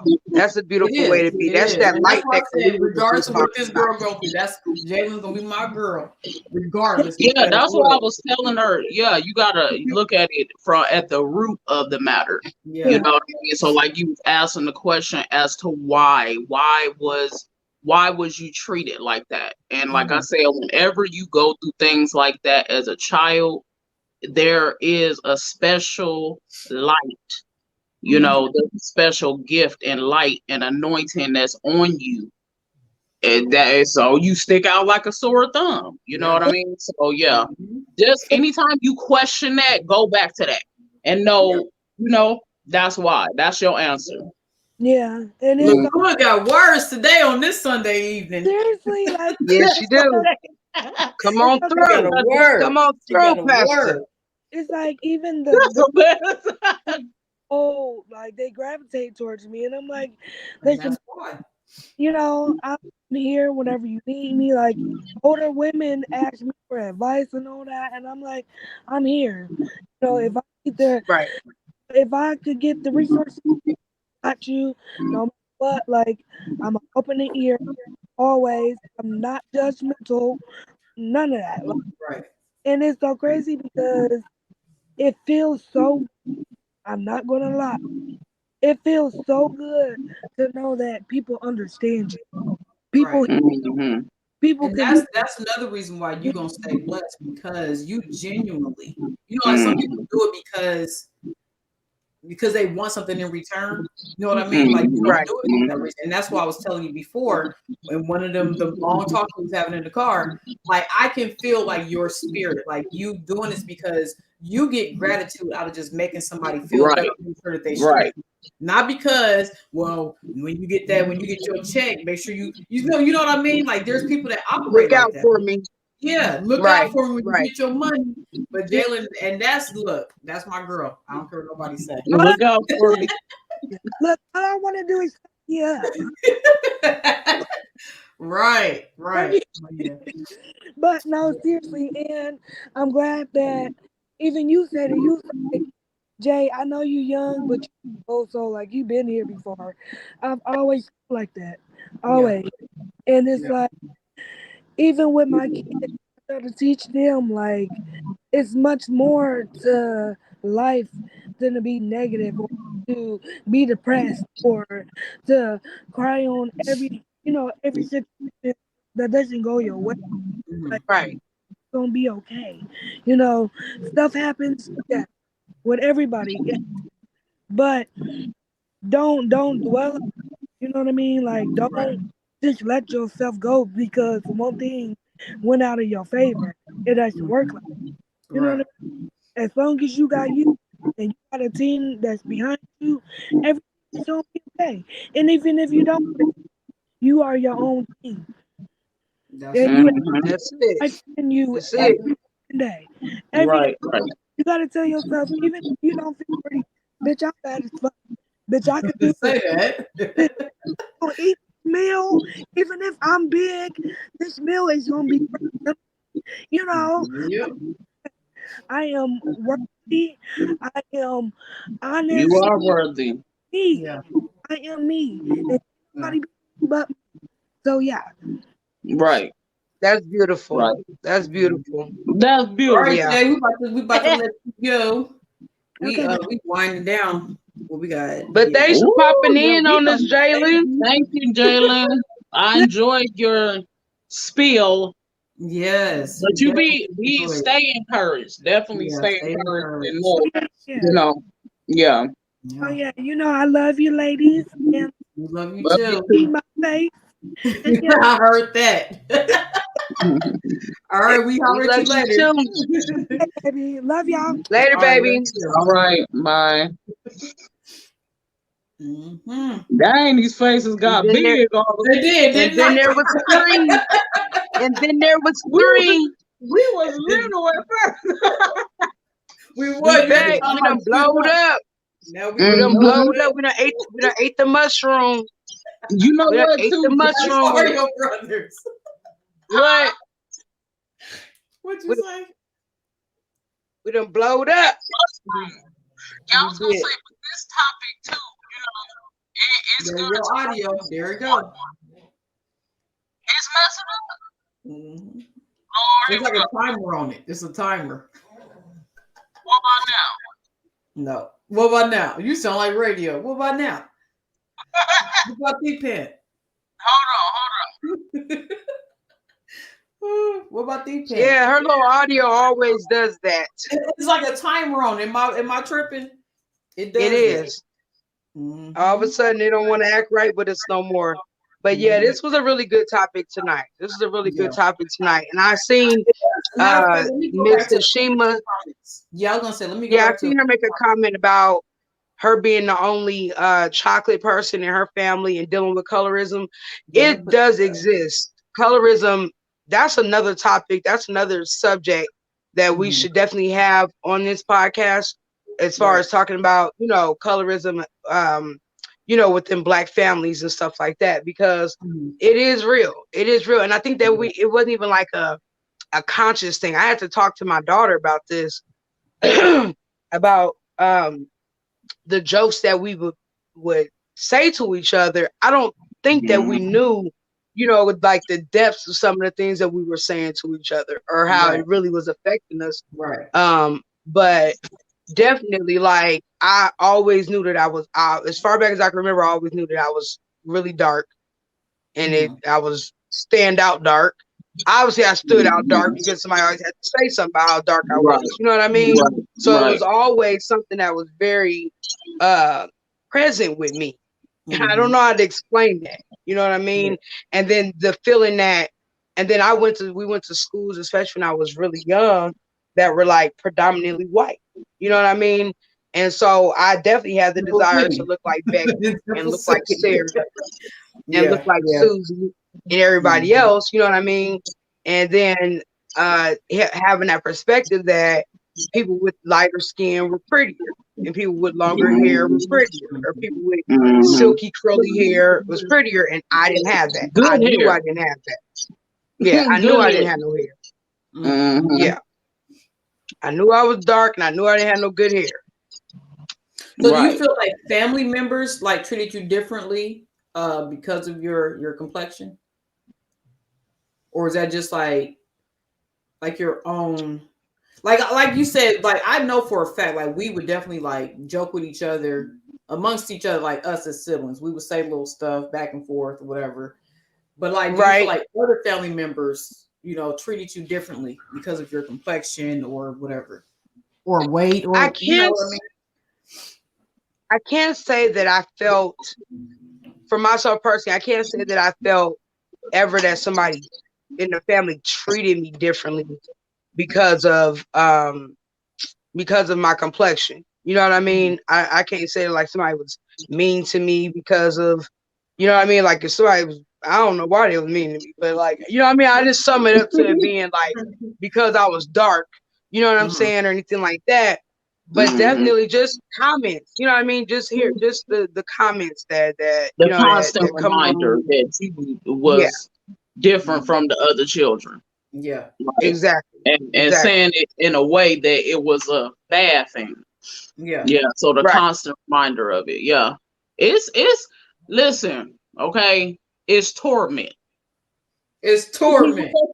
For what it is, I mean, I don't know if you ever felt like it was torment, but I know I definitely did, so much to the point where even though I was never made fun of, well, actually, when I was in elementary, I was made fun of a lot. You know what I mean? I didn't have friends, and when I did have a little one or two friends, that didn't last long. Because like you were saying, I grew up in a predominantly white neighborhood. You know what I mean? So I was always reminded that I was chubby. I was always reminded that I was the only black girl in the school. You know what I mean? So it is tormenting, especially if you're dealing with it at school. Then you go around family, and then you reminded of it then too. So it's like, well, dang, can I just be loved for me? Right. Right. Can I be loved because I'm Kalila? Or it's an issue because I'm chubby? It's an issue because I'm a little bit more country than everybody else. I talk different than a lot of people. So it's like, well, where can I be accepted at? You know what I mean? If you always reminded of a flaw, especially coming from an adult, it's different when it's coming. It's already bad enough when it's coming from your peer. Then you got it double whammy, because not only am I experiencing this rejection at school, but now I'm experiencing it in my own household. Or I'm experiencing it when I go to family functions. It was times where I would literally, like, if we was having a family picnic and I knew that my dad was going to be there or my grandmother was going to be there, I would prepare myself for somebody to be watching me. Watching how much you eat. Watching what I put on my plate, reminding me that what I put on my plate is going to make me bigger because I'm already big. You feel what I'm saying? Like, it's just like, how can I win? I can't even be comfortable, because if I go over here, you got an issue. If I go over here, you got an issue. So Jesus, to me, it was torment. Yeah. It was just pure torment. So we just have to, I can't speak on nobody else, but in our culture, I mean, I'm sure we still got a ways to go. Oh, absolutely. Yeah, we definitely still got a ways to go, but I'm happy that it has been brought to the forefront more so, and like, even like with us talking about it now, bringing awareness to it.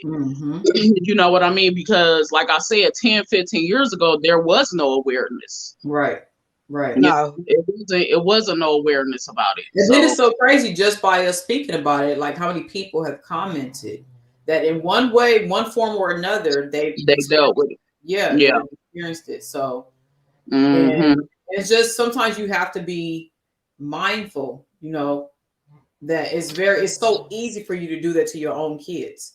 Just like I was saying, like, especially if you have children of different sex, like I was telling you guys about that, even with the whole dating thing or whatever. Like, with the girls, it was like, oh, you can't date till you 18. Oh yeah. Like, nope, that ain't going down. But then we're like, the boys, Chris was a little bit more lenient, like, well, I'm sure across the board. It's like, you know what I mean? So it's very easy kind of, you know what I mean, like, to kind of bend the rules a little bit more for this one, or even how your kid treats you. You know what I mean? If you have a kid that's very loving and you know that loves on you a lot, you're going to be a little bit more you're going to reciprocate that to them. Yeah, I know you deal with it. That's why I kind of mentioned with this. Yes. I deal with this with Duchess and Royal often. Right, I have had, especially like when Duchess was younger, I dealt with her like vocalizing that she felt like I liked Royal more than I liked her. Right. You know what I'm saying? Because Royal requires a lot more attention than she does. And then Royal's highly affectionate. He's highly affectionate. Yeah. He's a love bug. He wants hugs. He wants kisses. You know what I mean? So we do that. You know what I'm saying? And like, I think that I don't know if she's still bothered by it or not, because I know like she'll come in the room sometime. I mean, like we have real cuddling sessions. You know what I mean? Like where me and him be in the bed and like we snuggled up, and like she'll come in the room or whatever, and then like she'll go sit in the chair and like get on her phone or whatnot, or whatever case may be. And sometimes I'll just call her over like, come give us a hug. You feel me? To just try to include her in it, because I know that she could feel some type of way about that, because me and Royal are really tight in that type of way. You know what I'm saying? Right. With her, it's a little harder to get like hugs and affection out of her. You know what I'm saying? You be having a fight for it to get it out of her. But with him, it's different. Then the other thing too with Royal is it was always everything was always about Royal. We're going to the hospital for Royal. Royal's getting surgery. The people are coming to the house. Like I know they like when the people used to come to the house to get Royal physical therapy, like her demand for their attention. You know what I mean? Like, hey, look at me, and they like, hey, we here for him. You feel me? Yeah. Like they're not here for you, type shit. So I can see how she could have felt like overlooked a lot of the time, because he was getting all the attention, and it wasn't anything. Nothing was about her. It was always about him. And that's what I was saying too. Like even though his needs are different from hers, it can easily get translated in her. Let's just say at 5 years old, if she's at 5, attention is attention, whether it's Royal needs it because he has, a disability, or just because of the fact that, you know what I mean? That's what I was saying before. Like, even though I know that you were wilding and doing whatever, the attention you got, you know what I'm saying? It was just attention, whether it was bad or good. Right. You feel what I'm saying? Right. Or mom be like, you about to go with me to so-and-so's house because I know you might get into something. And I'm like, well, dang, you didn't ask if I wanted to go. You see what I'm saying? So it's like, it would be like little stuff like that. But I looking back at it now, I see why she did that, why Georgie got to be right up under to Georgie Wild. But like, you didn't ask if I wanted to go to LA with you or, you know what I mean? You didn't even ask me. Give me the opportunity to say, nah, I don't want to go. Give me the chance. That's crazy. I would have never thought that you looked at that like that. I would have never thought that you looked at it like that. Yeah, at that time. And then for me, it was always negative attention from her. And what I saw her give you was always like, it was different. You know what I mean? It was always, for me, it was always like turned up. You know what I mean? Or her reaction to me was always, even to this day, like with mom's reaction to me with things are always like more snappy. You know what I mean? Or more quick and ready to, I don't know how to explain it. But like her response to you, yeah, but her response to you with things is a little more patient or a little more dialed down than what it is to me. I don't know. She have her moments. She has her moments. She do. But we love that little lady. We do. That's why else do you think when it comes down to shit, why I be like, you tell her or you ask her or you whatever? Because her response to you is doing that different. Since day one. You've been doing that since you learned how to talk. You've been telling me to ask mom. Because you think that the response she's gonna give me is different. And that don't be and it's true. She'd be like, did Georgie send you to come and ask me for some more cookies or whatever? Because her response to you is going to be different than her response to me, and that's facts. I think it depends on what it is, but whatever. All right. Okay, well, I got a question. And I hope this, I don't know how many viewers we got or whatever, but I got a question to the parents because something sparked my interest what Georgie was talking about when you were saying that Royal is more affectionate than Duchess. That's what you said, right? Mm-hmm. Okay. So to you as well, but like to anybody else that's viewing, as parents, like, do you guys do y'all gravitate to the child that you feel is more receptive to your affection? Like, is it easier? Like, is it harder? Because the reality of it is, I personally believe that parents have they got their own battles, obviously, because everybody's a human, right? Mm-hmm. So, do you feel that it makes it like, is it more comfortable for you to love on him, like affection wise, physically, than it is with her? Because when I remember Duchess being very affectionate when she was a baby. You know what I mean? Like a toddler. Mm-hmm. And then with Royal, because of his challenges, it's not like he get up to you. You feel what I'm saying? And wrap his arms around you. You have to go to him. Or he'll ask you to come to him. Yeah, or he'll ask you for the most part. Yeah. So what I was going to say to that is because I dealt with that with Bryce. He was very affectionate, little, but they go through changes. And Duchess is at that point. I can almost guarantee the switch happened at about 10 or 11 is when the switch. Okay, well, she wasn't affectionate no more. And it's because they're going through their own stuff. They're trying to, I think I told you, like, it broke my freaking heart because it was out the blue. I think Bryce was like 9, maybe 9. And he was getting out the car. And we had this routine, like in the morning, like when him and Aaron get out the car or whatever, they give me a hug, give me a kiss. All right, I love you. And then one day, because his little friends was there, he was like, he tried to just hurt me get out the car and don't like tried to stiff arm me like, I don't nope. Right. So there's a shift that happens where I don't know why it happens. And I'm trying to think, did I go through that? Where I didn't want to give my mom hugs no more, or you know what I'm saying? But there's that she's gonna come back around.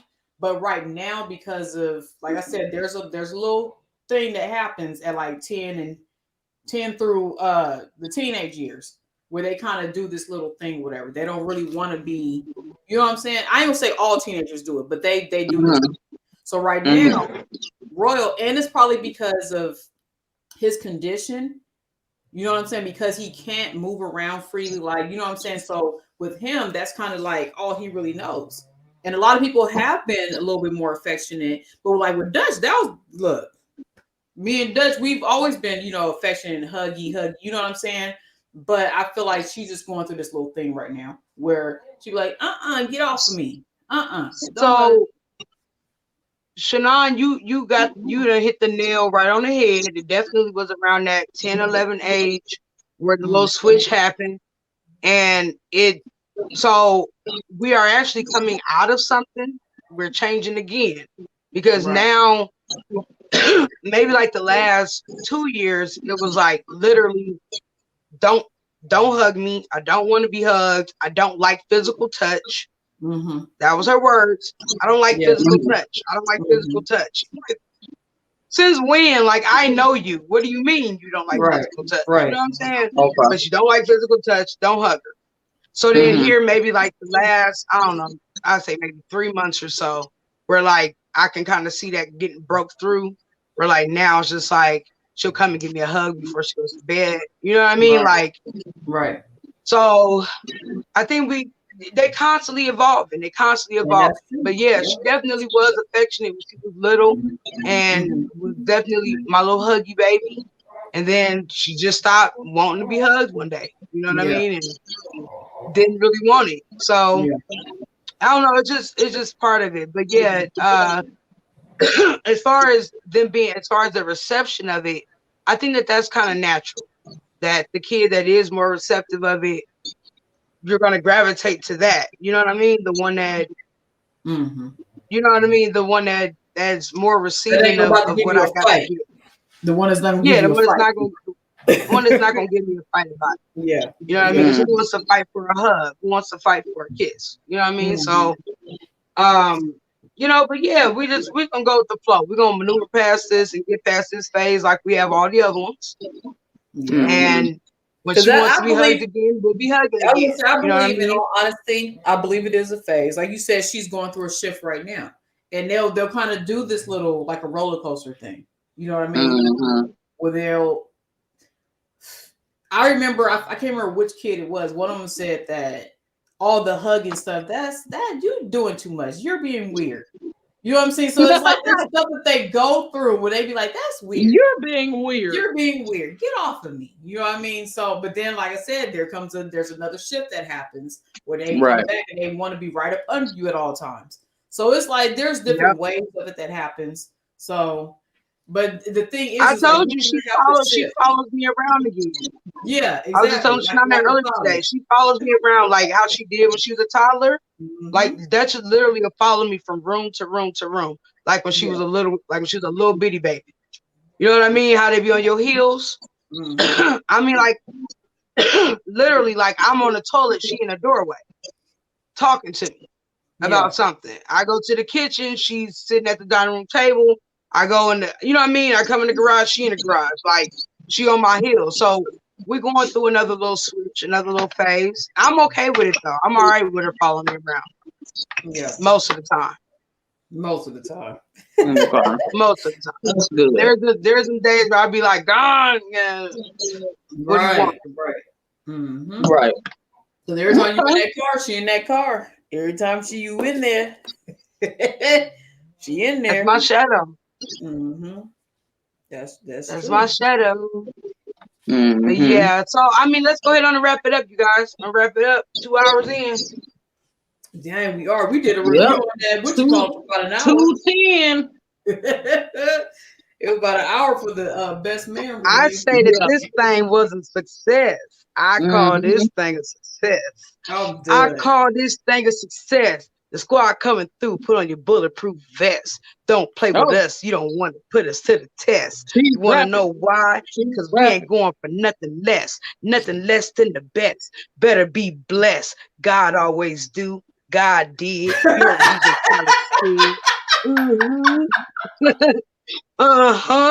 Sean on the left, put it on the right, Georgia in the middle. We gonna keep it tight. Always got it right. Always gonna be everybody know it's the truth. Don't play with her, and it's gonna be tooths on the ground because I'm gonna knock them down. I don't play around. It's gonna be tooths on the ground because I'm gonna knock them down. Oh God! I'm gonna knock them down regardless. We're gonna have fun regardless. But before we end this, oh gosh. I wasn't even gonna mention it, but whatever. But it's been a year since our beloved brother passed. Today makes a year, and we just want to give a shout out. Rest in peace to you, Scooby. Dang, it's been like almost a year to the hour. Yeah, Scoob. To Scoob. So yeah, we can't forget him. Oh boy. Yeah, that's all. Man. I wasn't even gonna say nothing about it. I was gonna post that. That went by fast. It did. When I looked up, I was like, "Dang, today's a freaking." Yeah, it came in my memories. This morning when I was looking at my memories. Yeah. Yeah. It's been a dang on year. That went by so fast. So much turmoil that was going on and stuff like that. I think that right there, like. It was so much stuff, so much bull crap or whatever. But I can say that we're definitely blessed with our mom's situation. Definitely blessed, like just the family overall. So just gotta stay prayed up, and we're gonna end it here. We miss you talking mess, school. Right? Dang, we definitely miss him talking mess. We miss you talking mess. Miss you calling me ugly. You know, your ugly ass. That was just a good dude, and just It showed that even that he could have tapped in with that fam. Matter of fact, it's the topic. That favoritism, Exactly. So I want to say this too. I don't know who's gonna close out, but for people that's viewing or that's just gonna watch the playback, just treat everybody equal. Yeah. Just treat everybody equal. Nobody's better than nobody. Right. And even though our family member Scooby, who passed exactly a year ago today, he struggled a lot with that. That was a lot of his struggle because he was treated so differently. A lot of people are like, oh, you grown, you a dog, get over it. When you go through favoritism, and you're treated like the black sheep, and you see so many things in your family, outside your family, it can break your soul, right. So we have to be very mindful, especially in our culture, to treat people the same.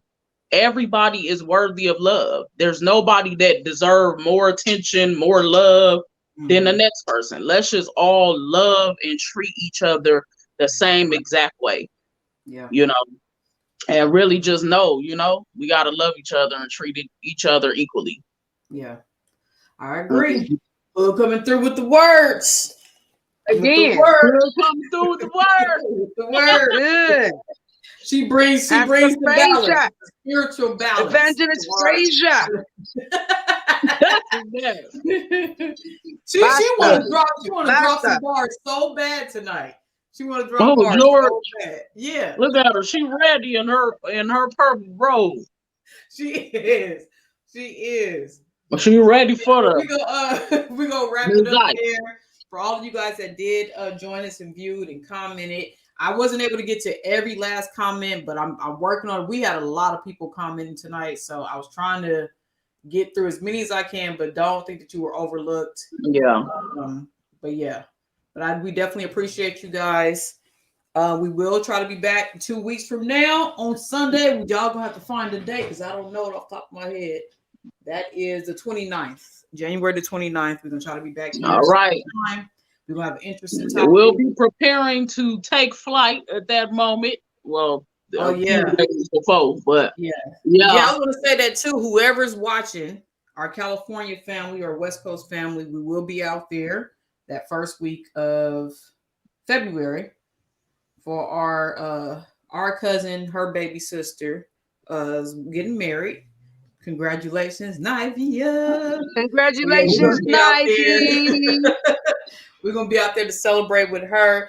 Hopefully, those of you that we have not visited, please try to link up with us. Please come and see us. Y'all know what y'all are. We're purchasing the high-ass plane tickets. We're purchasing the high-ass rental cars.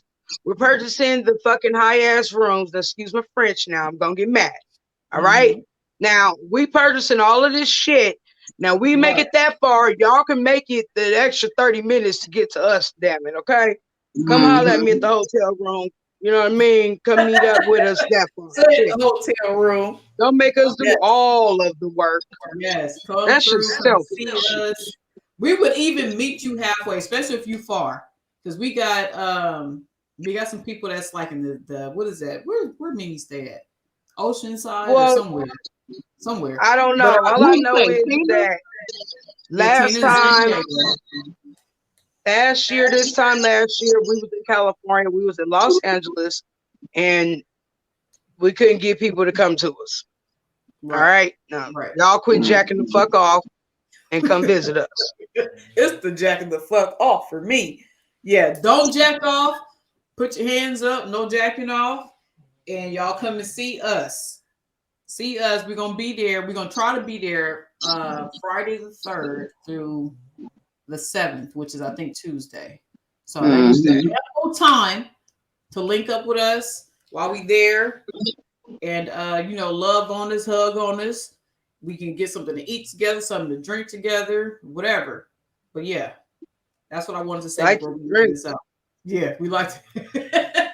And we the good drinkers though. We don't want to fight. We want to just chill and laugh and have a good it's time. always a good time. It's always a good time. Oh, it's always a good time.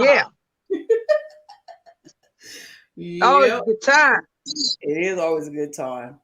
All right, Pud. All right, but yeah. You gonna take us out with a prayer? Give us a prayer, Pud. Father God, in your name, Eva. I'm just playing. You want the kind of prayer where you close your eyes and bow your head, or you just want a word of encouragement? Just a word of encouragement. The word of encouragement. Okay. So, let me give an overview. So tonight we went over, or did you already do that? No, I didn't. Just pray. Okay. Just pray. Her feet hurt. It's the odds right in the counter. Just pray. You ain't got nothing to do. Just pray. Just pray at this point. Tired of trying to close out. Pray. Okay. Let's go. So tonight, recap, we went over the Best Man final chapters. You guys go check that out on the Peacock app. I think monthly is like $5 with ads and $10 without ads. Okay, so go check that out, featuring Tate Diggs, Terrence Howard with his big cheeks, and Nia Long and all the rest of the cast. They did a magnificent job. And tonight's topic was called Familial. Is that it? Yep, you got it. Familial. That sounds Spanish. Okay, familial favoritism. All right. And we talked about just experiencing favoritism within family, and how to really overcome it. I think we should do a part 2, but how to overcome it and to know that everybody deserves to be favored. Okay. No one person is better than the other. And this is for parents that have children. Be mindful of favoring one child over the other. Love your child equally. And if it's one that you don't favor, you need to look within yourself and get your healing and your salvation and your deliverance. Okay. So tonight we close out and we say, thank you, Jesus, for this wonderful broadcast. Thank you, Father God. If you don't like me saying Jesus, we thank you, God. We thank you, God, for this podcast. So we'll be back hopefully in 2 weeks, and we will put the flyer up for everybody to join. So yeah. Peace out. A-Town down. All right, good night, y'all. Have a good night. Good night. Oh gosh.